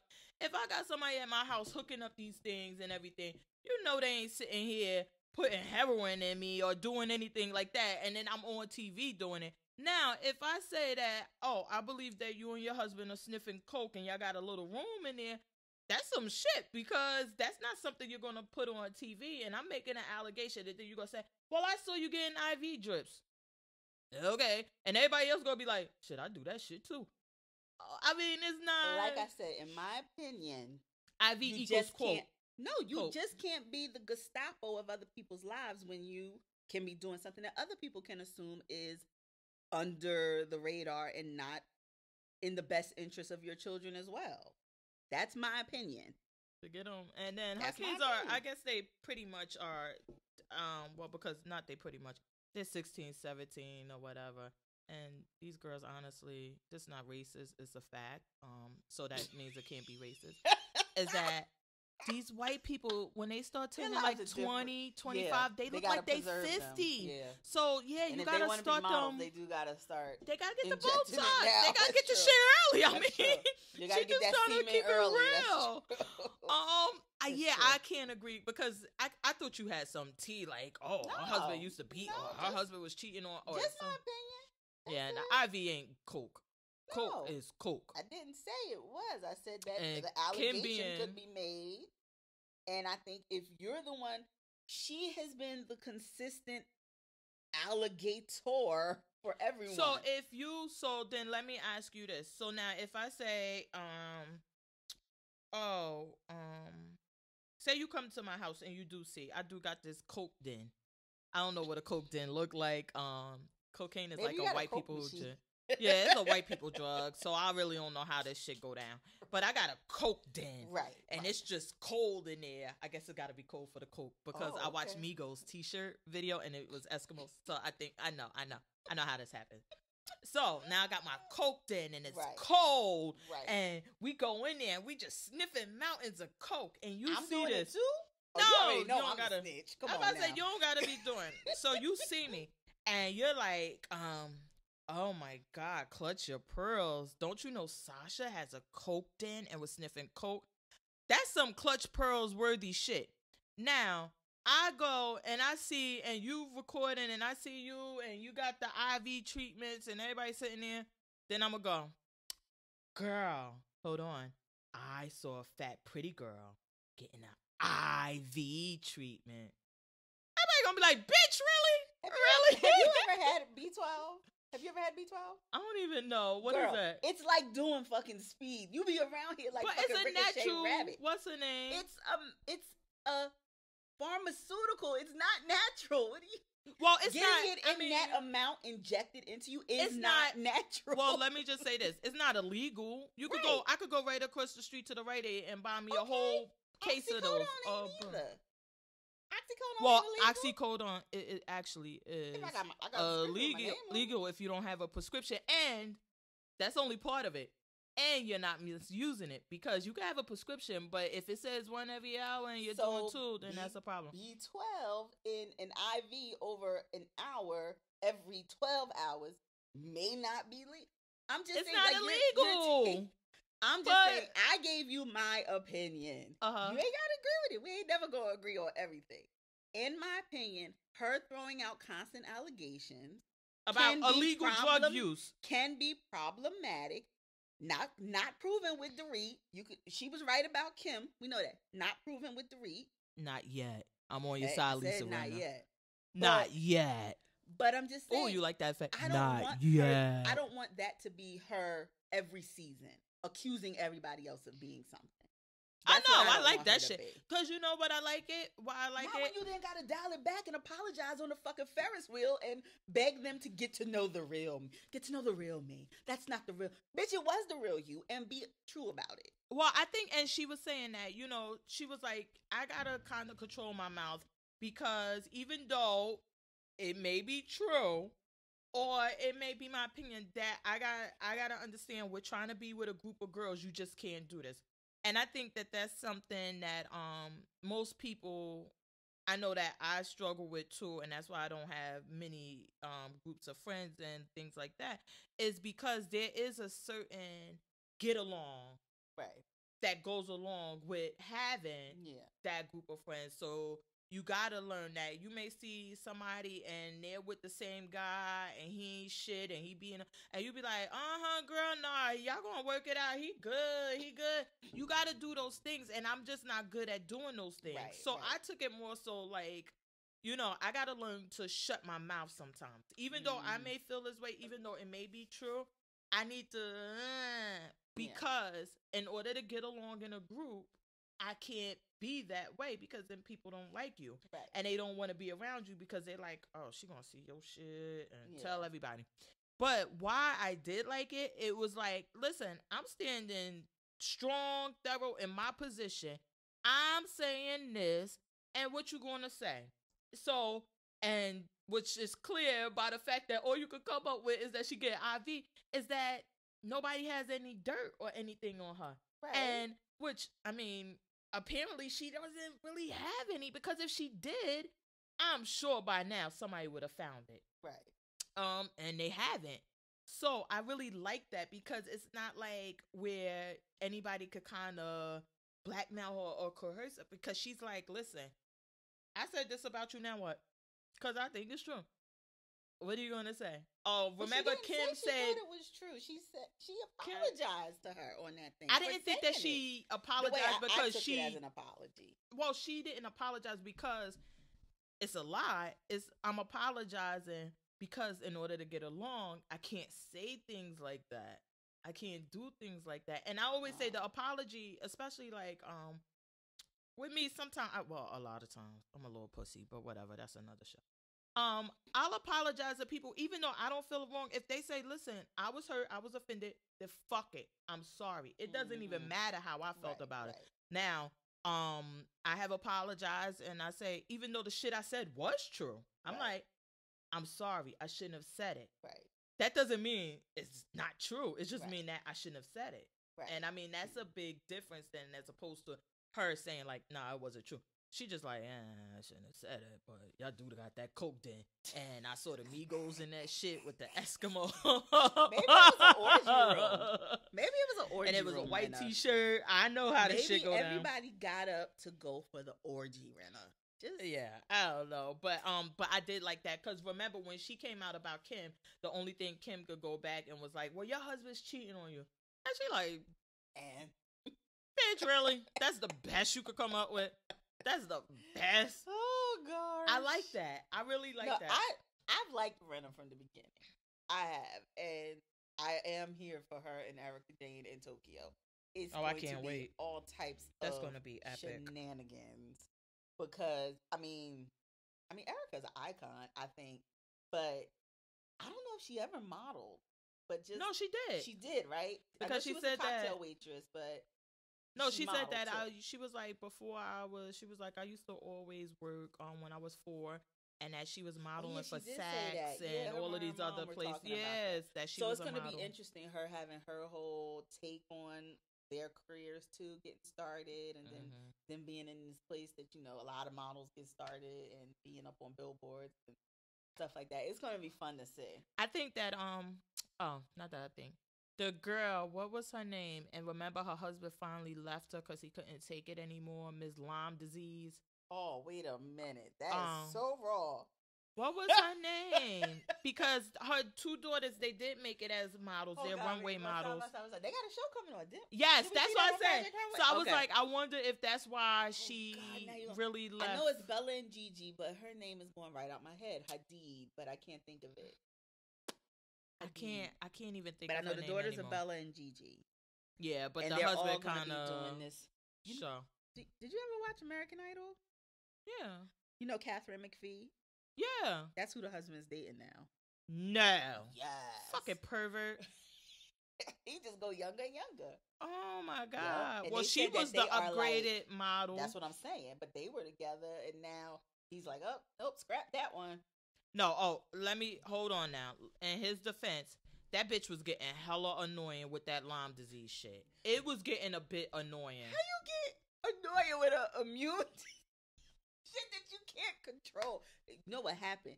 It was his fault because he bought her that fucking house where them damn lemon trees was. She was always walking out there barefoot, and one of them fucking takes bit her. So it's technically his fault, so he shouldn't have left her. You wake me up when you finish with that shit. That bitch was doing too much with that Lyme disease. It was just too much. It was just, he was like, bitch, listen, I tried. I gotta go. I can't take it no more. David Foster, that's his name. Shit, what's her name was something Foster. But she goes by Hadid again. Can't think of it. I think because, I can't remember. But anyway, so let's get to, I really didn't want to go to the ratchet, but I guess we're gonna have to with Black Ink. Oh my God. First of all, what we all knew happened. Wasn't no damn money missing. Cat can't add. We all knew that. Cat, we knew wasn't no money missing. Let me tell you, I try with Black Ink. I don't try. It's just mind-numbing fun. I don't try. So I had to fast forward the whole part with the gay guy coming out to his father because I'm like, unless your father is Stevie Wonder and he's deaf, he knows you're gay. So I kind of like fast forward through that.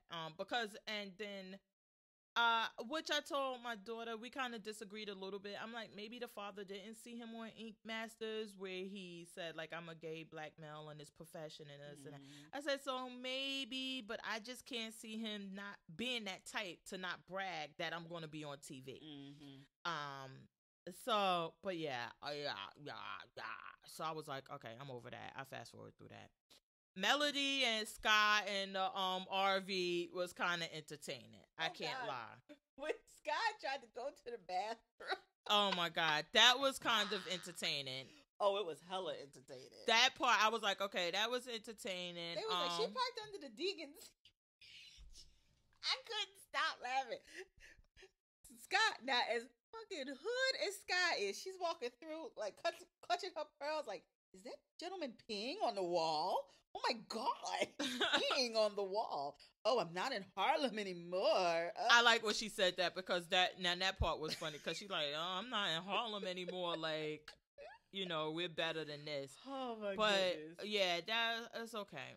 Now, the whole thing with this Help Me Howard and everything with that. Right. So, prior to Black Ink coming on this week, I was actually on YouTube, like I do, watching my YouTube videos all the time. And I saw they was like Donna from Black Ink is on Help Me Howard or whatever. And I guess wherever it aired, I'm sure it probably airs in our area too. Oh yeah, Channel 9. Okay, but I just don't watch the news. He's on 9 or 11, one of those. One of those. Yeah. And somebody had recorded it and put it up on YouTube. So on the episode, he goes to the lady's house. He does all of this. He goes to 113, and 113 is closed down, which is something that I've been saying all the time. Like, I don't even think they even open up the shop anymore to tattoo. Mm-hmm. I think it's strictly for filming purposes. And that's why when they had this whole renovations and all of this other bull crap, I was like, yeah, they were full of it. So he goes there and it's closed down in the middle of the day. Everything is like, it's just closed down. Then he goes to 125th and it is open, and he goes in there, but C's isn't there. So he FaceTime or Snapchat C's like, hey, we're looking for Donna, blah, blah, blah. But her name isn't Donna, it's something else. Her real name something Lombardi or something crazy. Her first name, though, I forgot what her first name was, but whatever. He's like, we looking for her, this and that. She's not paying her rent. C's was like, oh, shit, like, yeah, I don't know where she at or whatever, but let me put you in touch with my executive producer, and then you could tell him about the show, whatever. Okay. We watched the episode. Now I'm watching the episode, and I see C's face on the phone like I did in the Help Me Howard, and he like, let me put you in touch with our brand ambassador, Kitty. I'm like, oh, come on. That shit couldn't even be real. Because when Help Me Howard went there, I guess they told him, like, let me put you in touch with our executive producer so you could put this on the show. And then I'm sure that once the show got involved or whatever, because he goes back and follow up with her, and she like, oh, yes, I was able to get in touch with somebody from the show, and they really helped me. And I guess this help that they provided the lady was, if you come on the show, we'll fix your window. We'll give you $1,000. Little did they know. She was gonna come for that ass. Little did they know that Donna stay on go. Or maybe they did know. Because I was like, I had to rewind it back. I'm like, wait, what happened? How did I? Because she came in there strong. She just came and charged her. Yeah, like she came in there strong. She had somebody with her. I'm like, all right. She prepared. And then I'm like, wait, what happened? Damn Walt. He said, I bet you wish you had Howard to help you now. I'm like, what the fuck happened? Like, how did you not? How you get got? How you let Donna just ran over and just started being, and then the Asian girl started helping her, because I'm like, wait, you brought this young girl in to help you. So when Donna ran up, y'all should have just been on her, but yet you're on the floor. Now you got the Asian girl coming over to, I'm like, what is, what? Girl. But what made this lady sign up and agree to this? That's what I'm wondering too. Because I wouldn't have, like, I don't know, I just wouldn't have gone this far with it to go in there and get my ass beat. Because, I mean, you walking two of you into the Lions Den, literally. I would think just on GP, they don't even know. You don't even know if they saw it. They just see Donna running across the floor. They could think you the killer and just jump in too and start whooping your ass. I'm like, I don't know. And maybe they told her, like, oh, don't worry. She's not a young lady. Yeah, she's like 50-something. So she brought her daughter with her to help her. And I'm sure she was like, they probably was like, listen, don't worry. We have security. Nothing will happen to you. And we're going to give you that whole $1,000. I thought they gave her a full $1,000. They probably like, look. Once it got taxed, but... No, they probably was like, look, okay, we'll give you $1,000, but then we need to pay for the Uber. We have to pay the makeup person just to put powder. And then, yeah, taxes, this and that. Okay, where do you want us to send your $50 check? Or they probably sent somebody like, fix her window, do this. And then because she was at the end of the one that's on YouTube, at the end, Help Me Howard goes back to her and like, hey, what happened? And she like, oh, I spoke to the producers and everything. And they said that. And I'm like, why So then all of this editing and everything, it just makes it so bad. Especially when there's alternate evidence. Like, you have this Help Me Howard that is showing that is on TV. Yeah, that people have seen. And it just, every time I think about it, it makes me think about Duchess with her allegations about them being so fake and this and that. But I'm just like, would it have been that bad for them to say, say, I'm going to put you in touch with the executive producer? Right. And then leave it that way. No. But then when you cut it, then you're like, oh, what else is being done back and forth? Yeah. You know what I'm saying? It just, I can't. But that's why reality TV is not, I mean, they shouldn't even call it that no more. It's like the way wrestling had to change its name to WWE, World Wrestling Entertainment. Yeah. Just call it entertainment because it ain't reality. It's just horrible. It can't be. But let's move to, Atlanta Housewives came back on, no. The last one on wasn't that with Sheree? And the feds come from all directions. Yeah, that was the last one. So we talked about that one. I guess let's go really quickly into Top Chef so then we could go to some of the new shows that came on this week. Okay. Top Chef, I guess we could be really... They finally got it right this week. Two is gone. But now... Chucked up the 2 deuces. Yeah, but now we saw how they were, because remember we kept saying, well, what are they going to do about these people in the Last Chance Kitchen? How are they going to bring this in? And then we actually saw it this week that they brought the 2 that was still there back in. Well, they had the challenge. The 3 had the challenge. Kwame, God, I can't never think of that. Is Anna Lee? I can't think of the pregnant girl and the Hispanic girl. The Latina, that was actually on this season and has been winning in Last Chance Kitchen the last 2 challenges. Kwame got sent all the way out the competition, which only is problematic to me because why do we even have a Last Chance Kitchen this week then? Who is 2 going to cook again? Well, because did you watch it? I didn't watch Last Chance. I was about to say the person that was eliminated the other week is still there. It was so who was that? Oh my God. No, the bald-headed guy got sent home by them. Remember, he's out. The tall bald-headed guy, the bear, he was out, and it was the 3 left. So now the 2 of them are back. Kwame is gone. So now. Who is 2 going? Who did? Oh, 2? So the last Chance Kitchen, the bald-headed guy got out. Right. He didn't even make it to have a chance to get back into the competition. Oh, they knocked him out right there. Okay, I didn't see that one. And then there was the 3 of them left. And then now, unless it's like a thing where Kwame just wasn't in the running to get sent back now, but he could still be the Last Chance Kitchen winner. I don't know, but I just think that maybe they're going to have more of the contestants, because Tom said, I'll see you in Last Chance Kitchen. He said it's not over. Yeah, so I guess that maybe once somebody else get kicked out. Yeah, I don't know. I gotta watch it. I didn't watch it this week either, the Last Chance Kitchen. Because that's what I was just confused about when he was like, I'll see you in Last Chance Kitchen. I'm like, who the fuck you gonna cook against you? Like, maybe that would be the challenge. Can you beat Tom in the challenge? Whoa. But I really like the challenge this week. I know you don't like the gimmicky ones, but I thought this was a good one. Them having a cook in the camping. No, I didn't think this one was bad with the gimmicks because it was like, okay, you're outside, you have to cook the meal. I didn't think that one was bad, and the girl dug and made the oven that shit was and all of that. Awesome.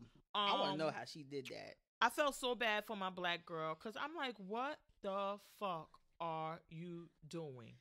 See, I like the idea of her meal, but I'm not a Farrell fan, and that stuff on the bottom looked like vomit. I like loin lamb chops. I like the berry kind of thing that she did. I just wasn't a fan of that. So you like that she threw that shit on and it looked like a pile of crap? Well, I said the bottom, the stuff on the bottom looked like vomit.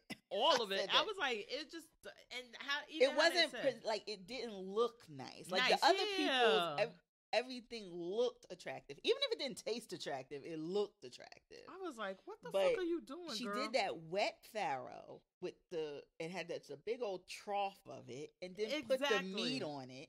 Like, I think if she'd have did something, I mean, I don't know why nobody did a salad out there. Like, you didn't have to do nothing to it, but dress it just as you're plating, and then have your meat ready in the way you wanted it on top. But you had cake, but nobody even thought to do some sort of salad. I don't think the salad would have went, because like a tossed salad. Well, a salad, yeah. I think the way she did those loin lamb chops, I like that.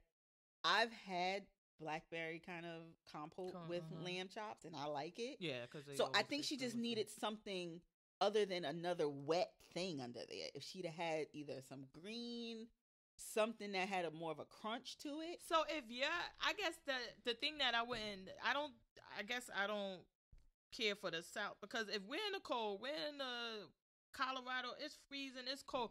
I want to eat a fucking salad. Nah, I ain't down with that shit. And then I gotta sit here fucking chewing this shit. Don't put us out here, damn it. So you eat what I supposed to. I mean, you're supposed to adapt to cook like the guy that cooked the chili. They like, why didn't you just leave the chili alone? Because that's the perfect thing. Then the girl making a cake in a mug, I guess it's because now you got a nice warm cake in this mug. That adds to the thing. I really was mad at them for not picking her. I mean, I like what the guy did, the guy who did the pasta one, Bruce. But I'm like the Pakistani girl. She built an oven in the snow. But we ain't taste that and pasta. Made a cake. Come on. Even I thought she was gonna win, like just for innovation alone. Well, I guess that's the thing, is that that's why some part of it I don't really care for the gimmicks, because they have no bearing on the quality of food that you put out. So if you could have built the oven and like the girl say like, wow, you made the cake or whatever, and they were kind of surprised, but they like, this pasta, this that shit. What difference it make? I guess, but they that's still what I'm saying. So what's the point? Maybe it was just like nitpicking at that point, because they praised like all of those dishes, like her cake, his pasta. Oh, they the top three. Yeah, they praised, because even Patman was like, "Oh my god, I don't know how you kept it warm, and it was like the piece on the bottom, it was like upside down." They praised, each of them praised it. Nobody had a bad thing to say. They are top three. That's why they're top three. But I'm like, from the three innovation, if they're all equally delicious, what do you then decide on? But who said they were equally delicious? That's the thing, is that you're assuming that they all were equally delicious, by what as opposed to saying that they were all good, they were all the top, but one has to be better, because that's who becomes the winner. And again, we didn't taste the pasta. Now, if you're saying that the part that that she built the oven and she did all of that, that's my whole issue with these gimmicks. This one I didn't mind, because the whole camping thing and cooking outside, and we've seen this before where they cook outside and overnight. But that's my problem with the gimmicks, is that it really has no bearing on the competition. So why fucking do it? Right. Nobody cares.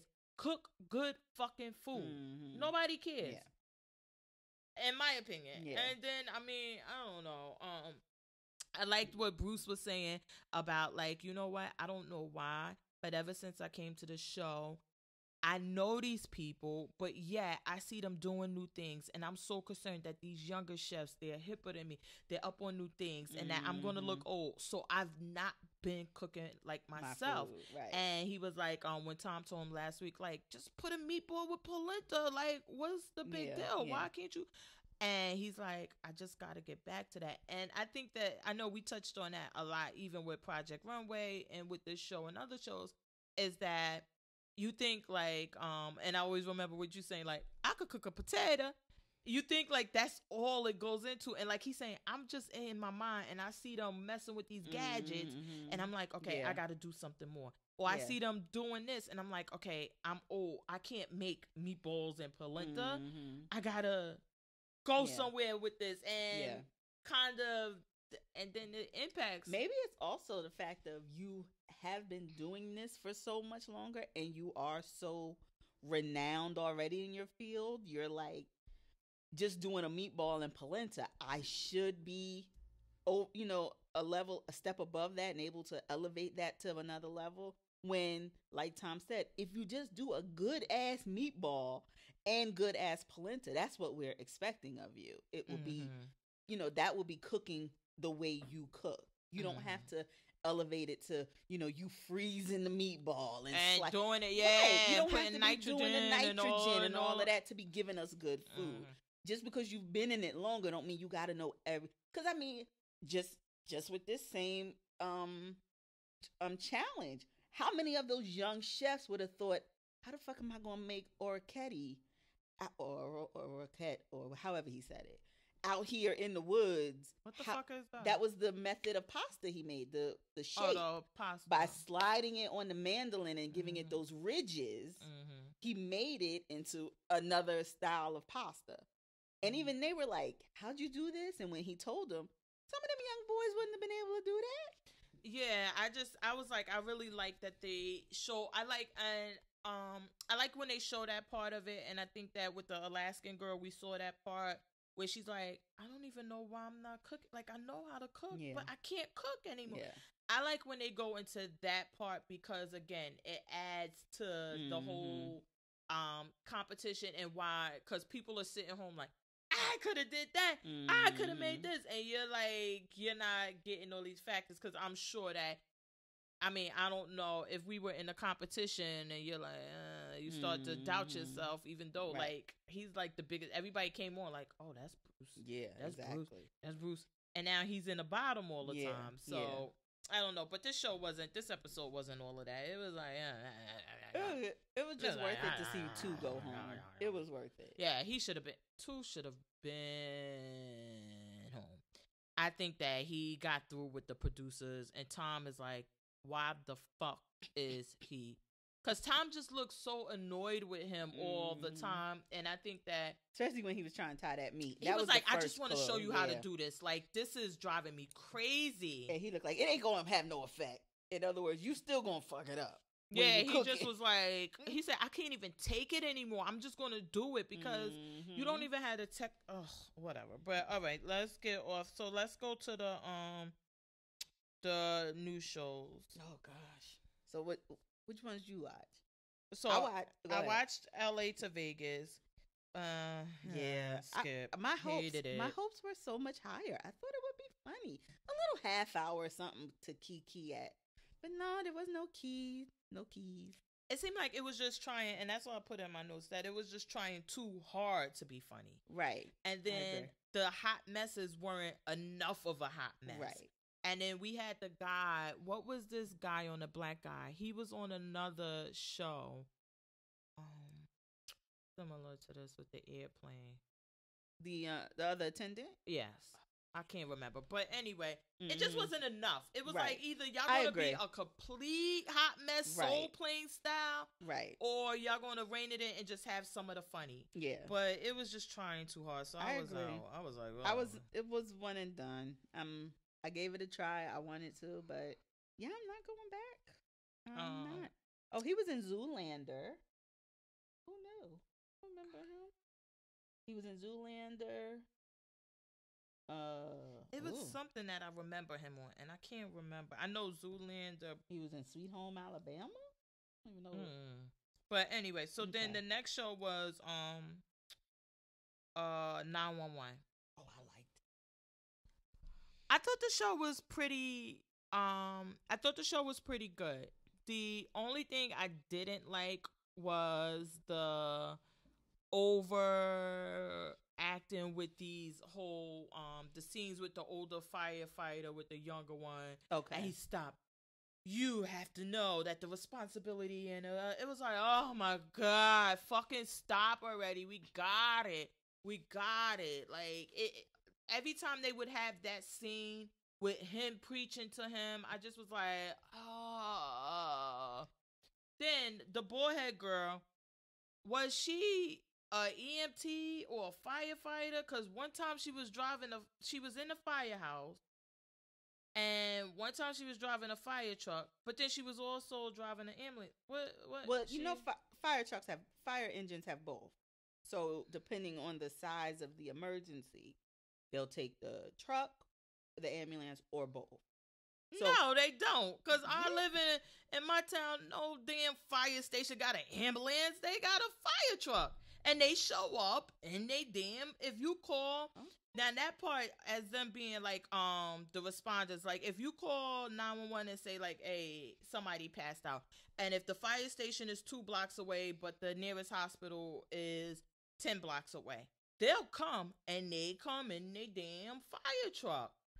I ain't never seen them driving an ambulance. I've seen them in ambulances in Newark and Belleville, and so I ain't never. Maybe I it's gotta just- get my resident. maybe it's just Jersey City. I'm about to say I gotta get my resident Norker up here to see if they got them in Nork, because I ain't never I seen. mean, I was know just like, a firefighter in Belleville who, when it's not a fire related emergency, they just take the ambulance. Yeah, and they do deliver babies, CPR. No, that part all I that know stuff. They because are- that's what my daughter, she was just saying like, well, why? And I'm like, no, because basically they're trained and they're equipped to do everything the same And then way, just fight CPR fires, or too. whatever, and they know how to. I said so, like I said, but yeah. So then, like why if did you he, like when I, for example, in Belleville, I had locked my keys in my car one time running Mhm. at Claremont Hospital. Of course, I called the I called the cops. They said that's the fire trucks, the fire department's thing or whatever. Wait, So you called the cops because you locked your keys A in your non- car? yeah, they come out and open your car. You know, Jimmy it. You never. Okay, this must Okay. be some light skinned shit.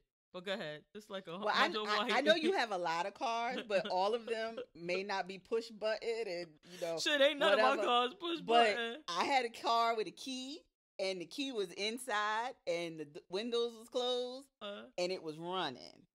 Ergo, nobody could get in it. And you go So- AAA. But that takes an hour. See, this what I said. Why, who want to Listen, wait an hour when let the me- fire truck will be there in 10 minutes? Listeners, listen to me. Listen to my Whatever. voice. That's some light skinned shit. Some 100 So you watt rather shit. wait an hour? Girl, I would have never thought of calling no damn cops or You don't fire call truck. 911. You call the regular No, I non-emergency would've never thought number. of that. Yeah. So Belleville said, "Oh no, the firemen come and do that." So when the firemen came, they don't come in. It's not a fire, so they didn't come in the big ass. They came in the ambulance with the Jimmy thing. Pop the door. You know they little, And they were fully like in they fire. no, they just had on uniform? their uniform. They didn't have on like the gear and the oxygen. They was just in there like the little short sleeve blues. They probably like this fucking 100 watt. They said, "Do you know?" No, Get you your know what ass they in that said? car. They said, "Do you know how many times we get calls like this?" I would have never. Yeah. Oh my god! So, I mean, Absolutely not. Yeah. No, So, I never. But well, then even with that, these guys had on the fucking fire uniforms and everything when they were in the ambulance. So it's like yeah, why then they she had that didn't. on. I don't know. Maybe Yeah. it depended on who drew the short straw that day. We'll see going I don't forward. know. That was some bullshit. Because I was I just wondering need that to too. know. Like, why they got on all that gear for the baby in the wall? I was like, Yeah. You Oh, ain't- my daughter, she hit it right on the head because I'm like, you know, the baby in the wall or whatever, and she was like, oh, somebody probably flushed the baby down the toilet, yeah, and I'm like, wait, what? yeah, And she's like, you go flush, and I'm like, yeah, but how it gets stuck? And she like, 'Cause yeah, that fit it. I'm like, what? yeah. And when the Um, guy, what I hate about shows like this, me and your daughter probably like they feel the need to explain every. Oh no, I needed some explanation. Because when he was like, he's cutting him, and he's like, baby's bones are very pliable, and I'm just like, Yeah, I needed to know. yeah, it's a newborn, ain't nothing formed and fully like, and the baby literally came out the tube, Well, like hold it on. had just came out the Hold on, damn let's back thing. the fuck up a little bit. That big ass baby. Oh well, yeah, come on. didn't now. go down that fucking toilet. I thought they were gonna Well, have. didn't they, when she went into the thing, wasn't it just like Yeah, a a hole in pipe. the ground? And okay, Uh-huh, so it was that just she a put it pipe. in. Yeah. But I was like, and maybe. And then that's when she went another running, thing. don't flush the toilet. I know. I was like, because then my daughter did say that. She was like, oh my God, if somebody flushes the toilet. And Yeah. I'm like, oh. And then when they was was cutting it, I was like, is that poop? My was mother just was like, yes, it's the toilet yeah, line. but that part, it totally, I was like, wait, what? And then I like the whole, I mean, which it was kind of obvious that him and Angela didn't get along, but Angela was going to help him get his job back in the end when he came and helped save the little Who's girl. Angela? Angela Bassett. Oh, okay.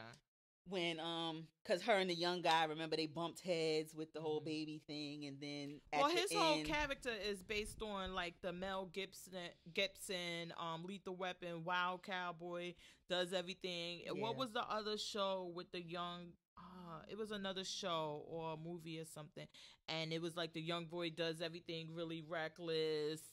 But I knew that I said, watch, he's gonna come and do something, and that's gonna bring him back in the fold. I thought the shit with the fire hose was really funny. It was when he sprayed him with the fire hose. Yeah. Angela Bassett. I'll say it. I hate it. I don't like this personal line. Like the whole, she was too old and couldn't see that her husband was gay and married him. I didn't like that. Well, that wasn't the part I had an issue with. I had an issue. She wasn't believable as a cop, in my opinion. I don't know what it was. It just, I don't know, or maybe seeing her around too much. But I didn't think it was that, because even when Sanaa Lathan did the show and when J-Lo does the show, when I'm watching it, I totally forget who the fuck they are. I don't think about if you want to spend my cash, I don't think about that when I watch Shades of Blue, like, at all. Boy, I'm glad you said it, because I'm like, what fucking show is she talking about? And she's a cop, and I don't even think about it when I see it. But Angela Bassett, and I told my daughter, I said, you know what I'm thinking?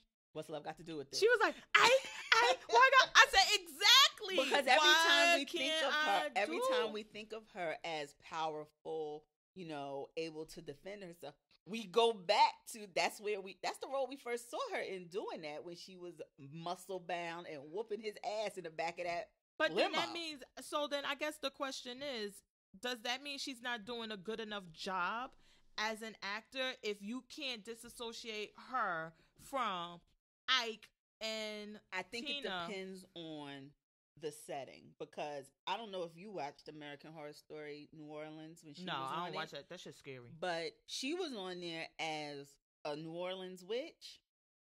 I ain't hear Tina Turner in my head one time.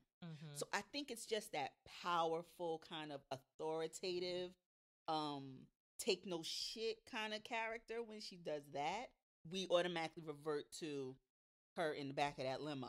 Yeah, but that's the thing. So then, if that's the case, then why wouldn't, when I watch J-Lo, I would be thinking about Enough or something like that, and I don't. I think that when they do a good enough job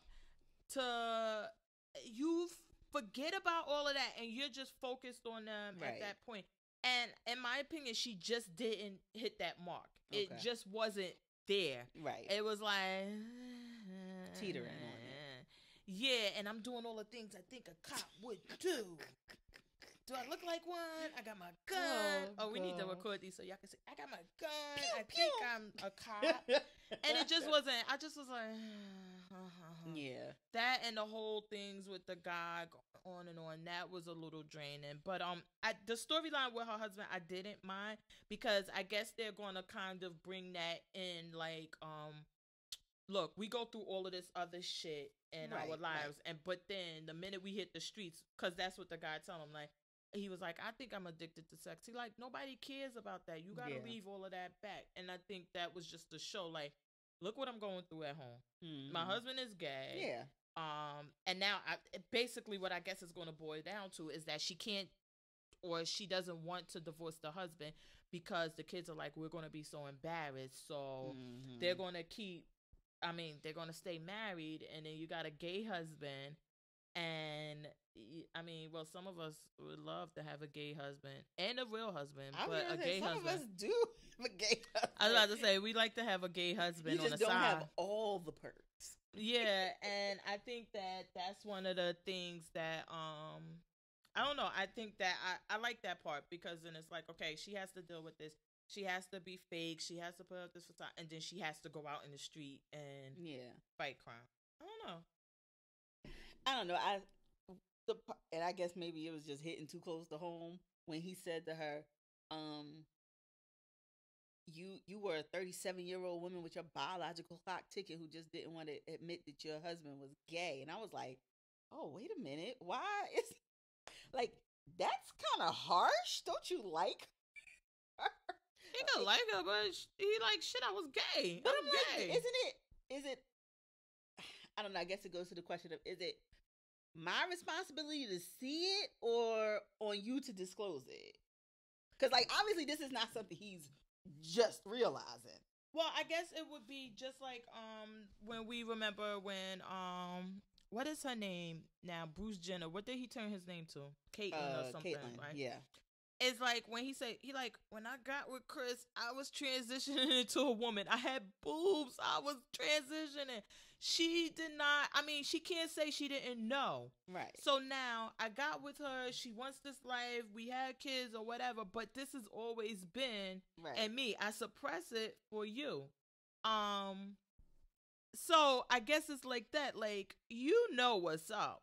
You just don't want to accept it because I mean, that's what he's kind of hinting. What he implied is like you knew all the time what was up, right? But you didn't want to accept it because you were 37 years old. Your biological clock was ticking, like my cousin Vinny. My cousin so Vinny, yeah. I do like you, I'd be and interested. I went along with it because of that. I'd be interested to see if they do any sort of like flashbacks, maybe, and see and show us like how they met. You know, was there instances where she totally ignored warning signs, or was he trying to tell her and she so just do you think it? that somebody could be do you think that somebody you could be in a committed relationship or married to a gay person and not know? Not, I don't know. I really, personally, me knowing, look, here I go. This is going to sound really bad. Knowing the gays I know, no. But even if you weren't with a flamboyant gay, you think that you could be married in a committed, or even in a committed relationship, whatever, with a person that was gay and not know? I guess you could, but I guess my question is, have you ever been in a relationship with somebody who cheated on you? Did you know before you, air quotes, found out? Or did you have some type of I had clues? Yeah. That's my point. Yeah. Is that what you want to know with the air quotes as opposed to knowing are two different things. You could know something ain't fucking right. Right. What do they always say? Is something not right in the grease or whatever, in the fire, whatever. But you know something ain't right. Like the old people say. You know something ain't right. Right. But you don't want to accept it and acknowledge it or inquire about it because you're like, I don't want to rock the boat. Right. As we said earlier with snooping, you go looking, you're gonna find. And so you like, hey, but my question is the onus on you to investigate your suspicions, or if the way he described it to me was that he's always known this. Mm-hmm. Even if I still, you say to me, I'm gay, or you say I'm bisexual, but I've had gay experiences or whatever, I'm attracted to you and attracted to men. If you give me the whole story, but saying I should know when I'm only given half the story, I feel is unfair. Well, it's not so much that you should know. If you feel like something, what is it? Something ain't clean in the pudding? Whatever. I'm going to figure out this old people saying. But if you're saying that you know something ain't right. You gonna tell me. Oh, God, try to figure Listen, I don't know what it is, but I'm going to get it. Oh, I bet if Mia was here, she would know it. Because she know all my good sayings. Southern sayings. But if you know something's not right, and then you want to ignore it. Right. And you want to have children with me, and you want to build this life, and you want to do all of this. And then you're going to say, then the day I come out and say I'm gay, you're going to be like, oh my God, how could you do this to me? Right. No, how could you do this to your damn self? It is on you. Because, well, the thing is, if you want to sit around and wait for the other shoe to drop and act like you don't know how you say cover your hands so you can't see the sun. Use your hands so you can't. You want to do all of these things and play stupid, fine, but then don't play victim when it comes out. Well, that's why I say I'd be interested to see how if they revisit how they get to this point, and if they show us those things that she did choose to ignore, or was she ever? I'm also wondering, was she ever like, I know I used to when I was dating. I am the desert now, but it would be: are you single? Have you ever been married? Have you ever had a same-sex relationship? Same-sex experiences? I'm giving you the opportunity to be truthful. Now, if you tell me yes, I ignore it, and then you come 20 years later saying, yeah, I've been having them this whole time. I know it's bad. Or did you lie to me then, and then it's just gotten to the point of now it's, okay, I was truthful then, and now I feel like I really want to live as a gay man. But why give? I'm just wondering how. My thing is that with that, it's like, why give somebody that much power over you? You know what the fuck is up. That's why I say I'm like, is with cheating, because I don't believe you could be all of these women who say they were in a relationship with and remember when Terry McMillan, when everybody looked at her guy and was like, girl, he gay. He gay. The minute she got him off the fucking beach from Stella, we like, he gay. Girl, he gay. Everybody was like, Tay Diggs gave him some boost. Like, girl, he gay. Right, he gay. right. He gay. But you want to ignore it and then say, oh, I had no clue. No, you fucking had a clue. Right, right. And that's why I say maybe because I've never been in a relationship with a gay person.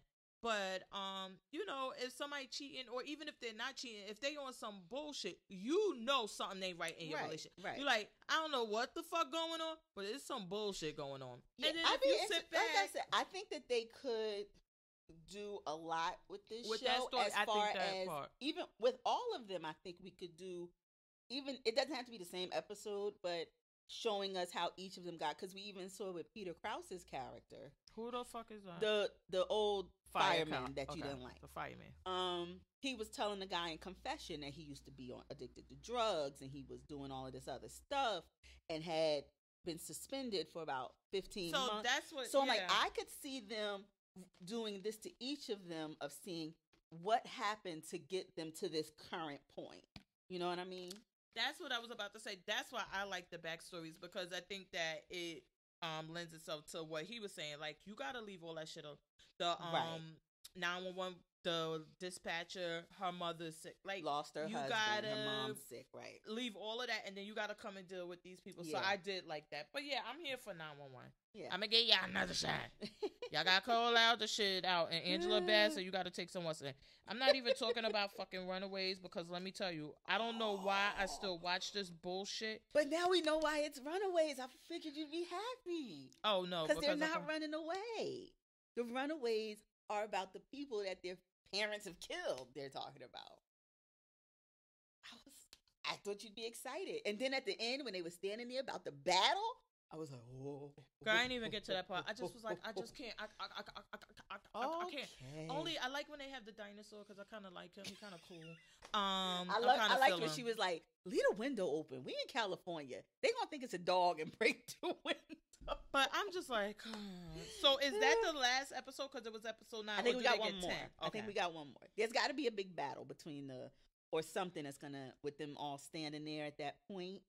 Because we saw the Hispanic girl's parents had taped the video telling her that they had to stop the people from getting into that crevice, whatever's down there. So there's got to be a battle of keeping them from doing what they're trying to do with that dig site. So I'm thinking that's going to be the last episode. Yeah, oh my God. Then I got to watch it with my husband. He like, it's time to run. You ain't gonna watch Runaways? Fuck no. Aww. They need to run the fuck away. Okay. I'm sorry you didn't like it. No, I hate it. Did you watch, this is going to be my pick, but we could talk about it if you watched it. The Gifted season finale is coming up. Did you watch this week? No. Okay. I'm so behind on The Gifted. I think I need to binge that one, because I can't keep up with all of these storylines. Yeah. Oh, well, it'll be over. The season finale is the 15th. So if you want to wait till then you can just. But was it really good, this episode? I really liked this episode. The girl who's pregnant, she's them damn triplets is a bitch, boy. Did you see the last one where we saw the triplets? No, I didn't see that one. Oh, girl. So I gotta watch it because there's triplets now, and the brother and sister are like a bomb when they hold hands and do their really and do their power. Yeah. Oh, so yeah, now you got to catch up. So wait till the 15th, and then you can just do everything through the finale, and then we'll talk about it. Okay, I could do that. I think I could do it. I think I can. Get out. Okay. So what were your? Oh, Will and Grace came back. If you could see it, we both looked at each other with a. This is. I can't. I just can't. I liked the episode. What I'm not liking is this Karen and Jack, like, just sort of blah. Like, I know they were always sort of fringe characters, but they had things going on. Mm-hmm. Now it's like they don't. They're just there. Well, I guess that this one. So this episode, no, because remember we had the episode with Jack and the son and the grandson. That was one. But we had another episode, and it was still more about Will and taking them, and then go ahead, keep going. I think that they have their place, but they have always been like those two that are totally out there. We had the episode where he took the money from the lottery and bought the jacket. That's true. I mean, they do, but not every episode. I thought the shit was hilarious when they would fight each other because of the song stuck in their head. Slapping each other, that damn elevator. You know, maybe I thought it was, maybe I thought it was funnier than it was because on Black Mirror, and now I can't remember the song for shit, but remember the song that they sing in 15 Million Merits that she sings when she goes on? Keeps singing. I can't remember it myself every either. episode afterwards, you hear it. Even on Somewhere. season 4, you hear it. But now I can't even remember the fucking song after watching Will and Grace. No. And it was stuck in my head like the whole week until all I kept thinking of was that damn Cars for Kids, though. Oh my God. That's what it kept making me think of. I thought this shit was hilarious. I mean, the whole thing with them sleeping with the same guy, it was just so like, okay, so he knows. How are they not figuring it out? And that's why, well, hold on. I can't even diss them because I was sitting there. I'm like, wait, did he come back from that? But you don't be paying attention. I don't. Because I was like, I had that kind of thought. I was like, did he come back? I'm like, okay, he knows he's in the same damn apartment 2 nights in a row. Well, he didn't have a problem with it. That's what I'm saying. But at first I was like, oh, damn, he don't realize they're friends and he's sleeping with roommates. No, he doesn't care. I'm like, wait a minute, he gotta know he's sleeping with roommates. He had the same apartment. Yeah, he didn't care. It was just the fact that they didn't know until they brought. But I don't know. Maybe I'm just I have biased. something totally off topic to talk about it. What? So, the guy who played Mr. Boudreaux, their love interest. Mm-hmm. You know that's Megan Mullally's real husband. Who the fuck is Megan Mullally? Karen. Okay. That's her husband in real life. Oh, really? He, on a total side note, he used to be very frumpy dumpy. I'm looking at the whole episode. I was so distracted because I'm like, he looked kind of cute. Oh my God, that guy is stuff together. Well, then you know what? Facial hair and running around naked on. That makes the end part kind of that's funnier. The end part I was about to say because she was like, "Oh yeah, I'm attacked." That made it funnier, but I didn't know. The end part was an inside joke, like a nerds. Oh my God, that's her real life husband, Nick Offerman. He's a comedian. He's been on Community and a couple of other shows. He's like one of those character players, like you see him, I'm telling you, you've seen him in something, but he used to have real heavier mustache, longer hair, but he was a little more frumpy, a little bit chunkier. He's obviously trimmed up. He got his nice little lineup, looking like Carl Urban. That shit was, oh my God. So now I'm mad that I didn't know that because I thought at the end, I was like, and then when you said, I said, oh, yeah, that's what it was. Yeah. I love Will and Grace because my daughter, she was saying, of course, everybody loved Will and Grace before. And she was like, I told her like, oh, it came back on. We should watch it. And she was like, is it as good as before? And I said, let me tell you, it really is. And when she watched it, she said, dang, why can't they do this with Martin? Why can't they do this with different words? She started thinking of all these different shows that she would like to see come back. That was the other thing I want to tell you. Squirrel in my mind. 911, the young guy. Did you recognize him from anything? No. Into the Badlands. The son that was killed. All white people look alike to me. Oh, no. No, I'm just joking. I'm joking. Stop it. I'm literally joking, but But yeah, that was because I was going crazy, and I had to ask this girl on Twitter. I was like, okay. Wait, what else was he on other than Into the Badlands? That was all I know him from. I wouldn't remember because Into the Badlands. All I can remember the Asian people. See, she talks about how it's not racist. It's not and racist. Then she makes it racist. It's not racist. Well, it's not racist if it's true. True, if it's facts. yeah. I can't. I can't wait till tomorrow to go and opinionated because I just want to go off with some funny random shit. Only other thing I really watched was I finished The Marvelous Mrs. Maisel. How did you like it? I did like it, but I do agree with you that she doesn't deserve the Oscar, the Emmy. But I really did like it, and it's gotten a second season. Mm-hmm. So I'm interested to see how it's going to happen. The next season, I want to see that husband and her getting back together, and now she's I'm wondering if they. I don't think they are now because she stole his dream. He's not going to be down for because it. You see at the end he goes outside and fight the guy, and like she's fucking good. But he realizes that she's good. I still don't know that he'll be able to swallow it. He will not be the guy sitting in the audience taking notes for her and bringing brisket. He wouldn't be that. And I'm like, he will not be able to support her the way she supported him. And I think sitting there and not having that, his dream, would kill him more. So this show, we gotta, New Year, we trying to step it up. But this one is on Amazon. Yeah. And it's about the husband and wife. They're Jewish, right? Yes. And the husband wants to be a comedian, but apparently he just take all his shit from who was it? Ed Sullivan, whoever it was. No, it was oh damn! Now that you said it, I can't remember it. But yeah, he just stole from other people. He just took all his shit, and the wife would go with him. They were a young couple, so they would go to the clubs at night. Bob Newhart.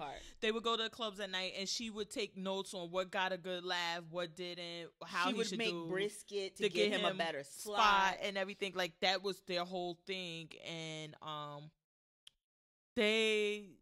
don't know. He cheats on her and leaves her, and then she goes to the club one night drunk, and she does this just doing this whole bit about him, and then she parlays it into a whole career. Well, I like the other lady. I thought she was more deserving, of a award than the other one. Yeah. But I totally think because at first he was kind of pissed, but then he was sitting there, and I think it clicked to him like, no, she's the one with this actual talent. He never wrote a joke in his fucking life. Right. So, I mean, I think that's the cliffhanger. We'll see coming back if he can swallow that pill. It's going to be hard.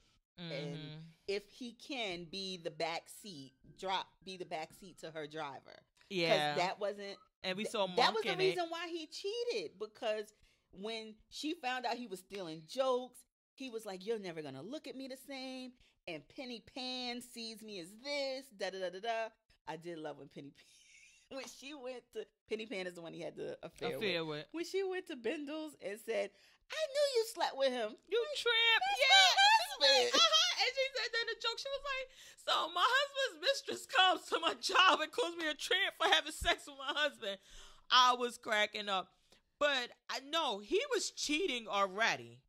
He used that as an excuse to kind of bring it out. Like, all of this time, that's the one thing, because she really did like it about him, that he was funny and everything. Right. And he's like, now you know that I'm a fraud. I never wrote any jokes. Yeah. I never did anything. And now, like, this whole life we had, this life we have at night, going to the club and doing this. Now, I mean, are you going to really be into it? One of the, oh my God, the show was really entertaining. was. Even when it wasn't funny, it was still entertaining. But when she was obsessing and she measures herself, and then her mother tells her, those arms are getting a little flabby, use a water jug. And then they go to this class to work out, and they have like on shoes and everything working out. And her friends tells her, don't be one of those. We only work out so we can eat extra cheesecake. Exactly. They work out and they're sweating, and they were like judging the girls for working out and sweating. I mean, and I really liked the show. And I like Monk. Get out my mouth. I was just about to say, I can't think of his name. Tony Shalhoub. Okay. Shalhoub. Yeah, you're right. I love Monk. And I loved him in that because he was like a little bit of Monk. Like he was a little bit of Monk sprinkled into the character.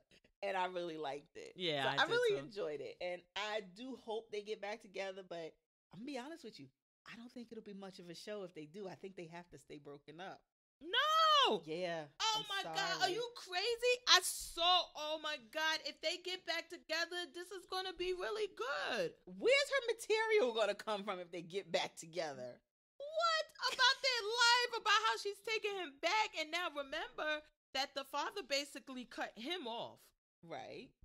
They were living in the father apartment, and Monk goes to the father like, look, I'll pay half, you pay half. Let's keep the kids' apartment, and hopefully they'll get back together. But then he quit his job too. How's he gonna? What is he gonna do there? Yeah. And then that can be a whole bit. Oh no, I'm so here for it. Okay, all right. And then if she still has to live with her parents, now you got to sneak and have sex, because that was one of the parts that she did the joke where her parents, because this is back in the days where married couples slept in twin beds. Oh yeah, because they didn't, but their parents did. Yeah. The older couples slept. I had an aunt and uncle that was like that. I was about to say, and you used to see it on I Love Lucy. A great aunt and uncle. It was a lot of stuff. Yeah, they had a baby, but somehow they slept in because little Ricky together. Yeah. You get together for that, and that's what she said. You could hear the beds going together and then coming apart. Because I guess that's the night that they had sex. Exactly. So now it'll be the whole thing with her sneaking in and trying to have sex and this and that with her husband. All right. So mark it down, listeners. Episode 46. I'm here for that. Sasha believes that Mrs. Maisel and Mr. Maisel will get back together. Notorious FPG thinks they're going to keep them apart. We'll see you at season 2. And that it can be entertaining if they get back together. The Marvelous Mrs. Maisel, and we'll find out who's right. Oh my God. Well, before we get into the picks, I went to the movies and I saw Merman, Shape of found Water. It. Where was it? Edgewater. Okay. I think we did it on the air. Oh no, because on the air I was listening and I said I'm gonna go to Montclair, but I actually went to Edgewater. Okay. It was such a great movie. Really, really, really, really good. And this is what I was saying about my Marvels and Humans, that you can have a non-speaking role, even though this girl signed, and in Humans, he signed also, and you can really deliver, and she did. The actual part that I didn't like was when she actually started talking and was singing. They had this little part in the middle where she sings and dances. Okay. I didn't like that shit, but everything else, it was it was really good. And I also saw on the same day, because I went to see 3 movies in one day. Oh. I saw All the Money in the World. How'd you like it? Did not. Just watch the commercial and then do your Googles and then leave that shit alone. But I really believe I'm going to stick by my choice with Michelle Williams. I see her getting a freaking award. She does an excellent job in it. And they kind of paint her as this woman who gives up everything to have her freedom in his life, and she's put in this desperate situation and there's nothing she would do to stop and all of this other stuff. And then when you actually read the backstory, like, oh, that shit. So I guess I was like, I watched the movie and I was like, and then even the whole thing that was supposed to be, which we all see in the commercials, that I'm not paying a ransom. And I have $7 billion. I'm not paying a ransom. And it's just like he's too cheap to pay it. But he actually says, like, look, I got 14 other grandchildren. If I pay for him, I'm going to have 14 kidnapped grandchildren. And then he goes behind and hires somebody to kind of get the son back. Mm-hmm. Where Marky Mark comes in. And I was just like, but now the story is really interesting. You should actually read that on the what's name, because I actually went back to kind of read the story to kind of get, and oh my God, the boy ended up he ended up a quadriplegic or something from doing so many drugs. And then the father was on it. I mean, the story is really good. Just not the movie. And what was your other movie you saw? Jumanji. Oh, okay. So I saw The Greatest Showman. Was it good? I wanted good. to see that one, but that's one of those feel good musicals. You're gonna be singing the songs. Your kids gonna have you watch. They gonna be like, nope. I'm done with Ferdinand. I'm done with Coco. Put on The Greatest Showman. Oh my God, my hating ass husband, because I told him, I was like, I'm gonna go to another one. And he like, nah, that's enough for the day. That's enough. I'm like, oh, that's me. I could do 3 movies all in one day. Yeah. But when they do the Oscar showcase, it's usually, depending on how many, they split it up over 2 days. Well, I know. And then actually in Jersey City, the Oscar showcase they have, it's it goes just one full day. Well, they do it both ways. So most of them do. I guess it depends on the theater.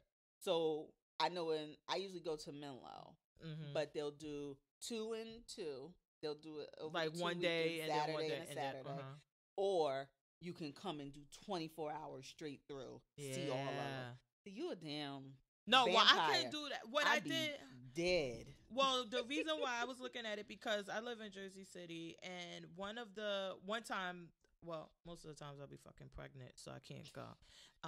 But then one time I wasn't pregnant, and I was like, okay, let me make a list of the ones I already seen, what I need to see. And I was like, because I live in Jersey City, I could kind of pop in and out when I needed to. I could go see this movie, then I could go home for the next. Well, that's what I did. Yeah, that's what I do with some of them too. So I remember the year, was it Django? The year Django, and I had already seen something else that they were playing. So normally, because I'm a fur mom, I would have to like leave my child at the animal hospital because it's so long.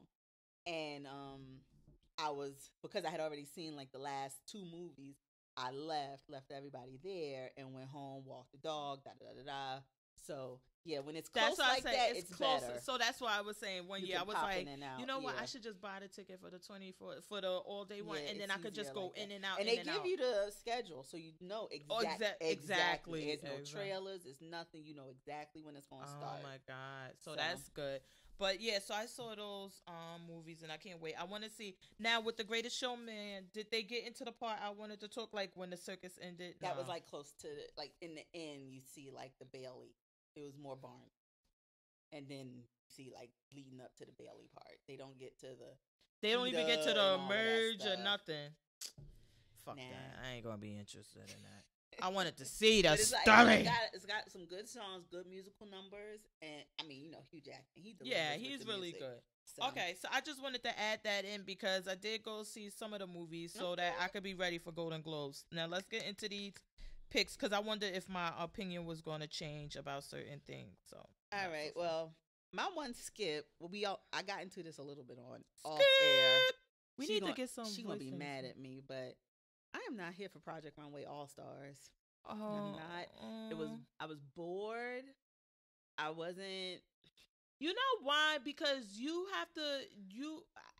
I'm learning about you, which I think this is a great thing because for anybody who doesn't know, prior to us doing this podcast every week, I knew her and she was like my friend's best friend, but I didn't know her. No.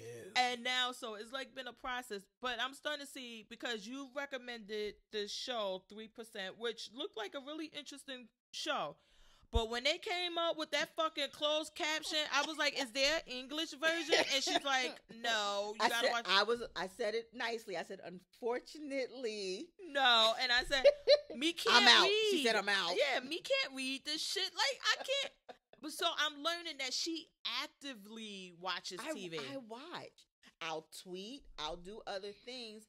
But yes, I sit, I enjoy, I immerse. Do you sit on a couch? Usually it's my love seat because when I need to, I can plop my feet up and snuggle into the seat with a cushion. Yeah, I'm sitting and there. I'm tweeting and I'm watching and I'm tweeting. It's an experience watching TV with me, damn it.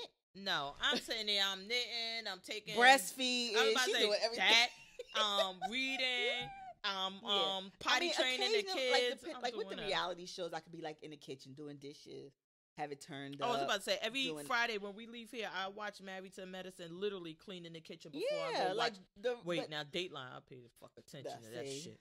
But and I don't know, Project Runway. I'm just sitting there and I'm like, oh my god, these people are boring. I bet if you were knitting, reading a book. Or a magazine, you probably been like, "Oh, that was a great episode." Like, who the fuck won? I wouldn't be paying attention. That's the part you pay. What you really so I don't focus put down on, the book till the end. You focus on the runway. But they're supposed to be making designs. I like to see them make them. I like to see them make these decisions. First of all, I was wondering, why are there no fat girl models in All Stars? Mm-hmm. I was a little okay, but I wasn't impressed with none of these guys. I'm like, no wonder none of you motherfuckers won. Nah, some of them Ari now. Ari, I'll give that one. Edmund, you didn't like him on his season? The black guy with the safety pin? I wasn't impressed with him this season. No, but on his season. Well, the thing is that now, let's be real. All Stars has become, are you available? Because we need somebody. It's no longer when the first one came out and it was like the people who were so close to winning or something like that, because they're doing them every year. So you have to get content. And I'm wondering when they take, like in relation to the current season, because now, call me in a year or two when them fucking crazy twin bitches is on. Oh, they probably on next year. Oh, I'll be back for All Stars is a skip until the season they on. Yeah, they'll probably be back next year. But you gotta, some shows you can't actively watch, and that's one, because I was watching it this morning. I was making coffee. I was doing my hair. I was doing, and I look in the mirror while I'm watching. I'm doing my hair. I look in the mirror. Oh yeah, I see. And then when the runway comes, I stop. I look. Attention. I make, and then I move on.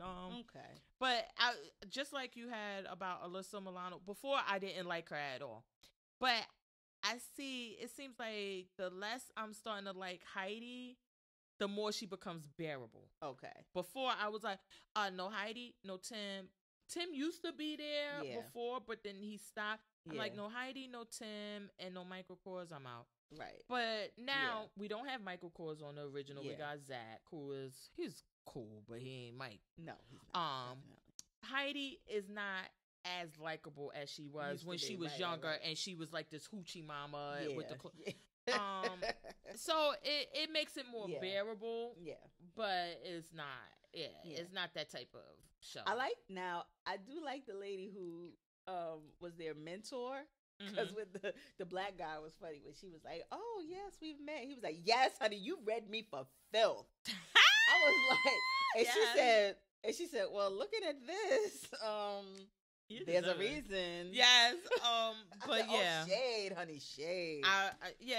Okay. I mean, this is what it is. It won't be appointment TV, but it'll be like, okay, nothing else on. Yeah, so, I take it like I like some of these housewives. I like to watch them a few episodes, but like and which, if y'all, let me tell y'all, little mother lovers, if y'all ever tell anybody, I'm coming after y'all. I binge watch Keeping Up with the Kardashians every once in a while. Every once in a while. I just sit there and I just get, that should have been. And every time I do it, I'm like, why? You feel dirty, don't you? Why are you doing this? And then I'll just be in, and I'll be like, oh no, where's Scott? He gonna come back? Lord. And then I'll be like, that's when I start getting really like that, I'm like, okay, you back off. But by the time I get there, it ends. So then I'm like, but I do it all the time. So it's kind of that type of vibe. All right. Okay, what do you have for picks? Definitely my picks this Sunday are the Golden Globes. Mm-hmm. The Shy is officially premiering. And I'm going to watch. And I know she's not here for it, but I'm still here for Love and Hip Hop Miami. I mean, I need to see Amara has gotten a record deal. We got that news this week. So I'm sure it's with someone on Love and Hip Hop. Another. Oh, and again, so this Dominican girl at my, plantation, Job. She told me that Amara and Juju from Love and Hip Hop New York are sisters. They are really sisters? She showed me on Instagram a post where Juju graduated from grad school or something. And she said, at Amara, thanks for bringing mom to graduation. They showed the mother there crying at the graduation. So was her mother that mother? Yes. I gotta look into this.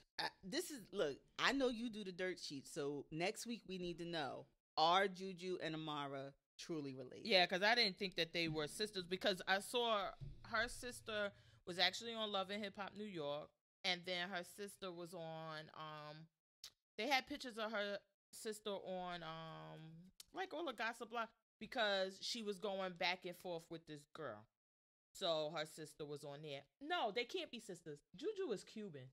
She's not even Dominican. Cuban. Okay. She's not. I was about to say, because I'm like, yeah, how can I miss that? She's Cuban. She was like, she was at the graduation crying. Amara's mother, the one we saw on this show, that she said it was her mother. And, like I said, she called her, thanks for bringing mommy to the graduation. She probably was saying, like, mommy, like, you call your friends. M-A-M-I. Not well, no, you call your friends mother sometimes. No? You never have friends and then you call mother, yeah. Ma? But because I just, now Cuban. I just thought about it. Juju's Cuban. Okay. But anyway, so I'm still here for that. And like I told you earlier, the Gifted season finale is on January 15th. Yes, I'm going to be there. So be ready. So and those are my picks. What you got? Okay, so let me say this. We're going to be, oh no, I guess I'll make that statement at the end. But my picks are Alone Together, which is on Freeform. Okay. While I was watching Grownish, I saw the commercial for it, and then it was available the two on nerds. Hulu. Oh my God, this shit is hilarious. I think this show is right up your alley. Really? Yes. This shit is hilarious. I did see Chris D'Elia's on it. That's my guy. But you never remember the one with Ron Funches, the show where they were dating Undateable? Did you ever watch that? No. Okay. Well, Chris D'Elia is a comedian, and he's on it. But does he have long hair? Longish, yeah. Like black hair? Yeah. Okay, because he's the brother. He's the older brother. Yeah. But, oh my God, this girl, the boy is a trust fund baby or something, but he kind of trying to make it, whatever. So he goes out with this girl who tells him she's a babysitter, but she turns out to be an escort. And so he's like, oh, I'm going to take her to whatever. Let's just say like it's Felipe or whatever, one of these fancy restaurants. He was like, I'm going to take her there. So the guy tells her like, his girl is an escort. So she goes on the app that she was on. And she signs up. So a guy hits her up like, hey, you want to hang out, whatever. She's like, can we go to the restaurant?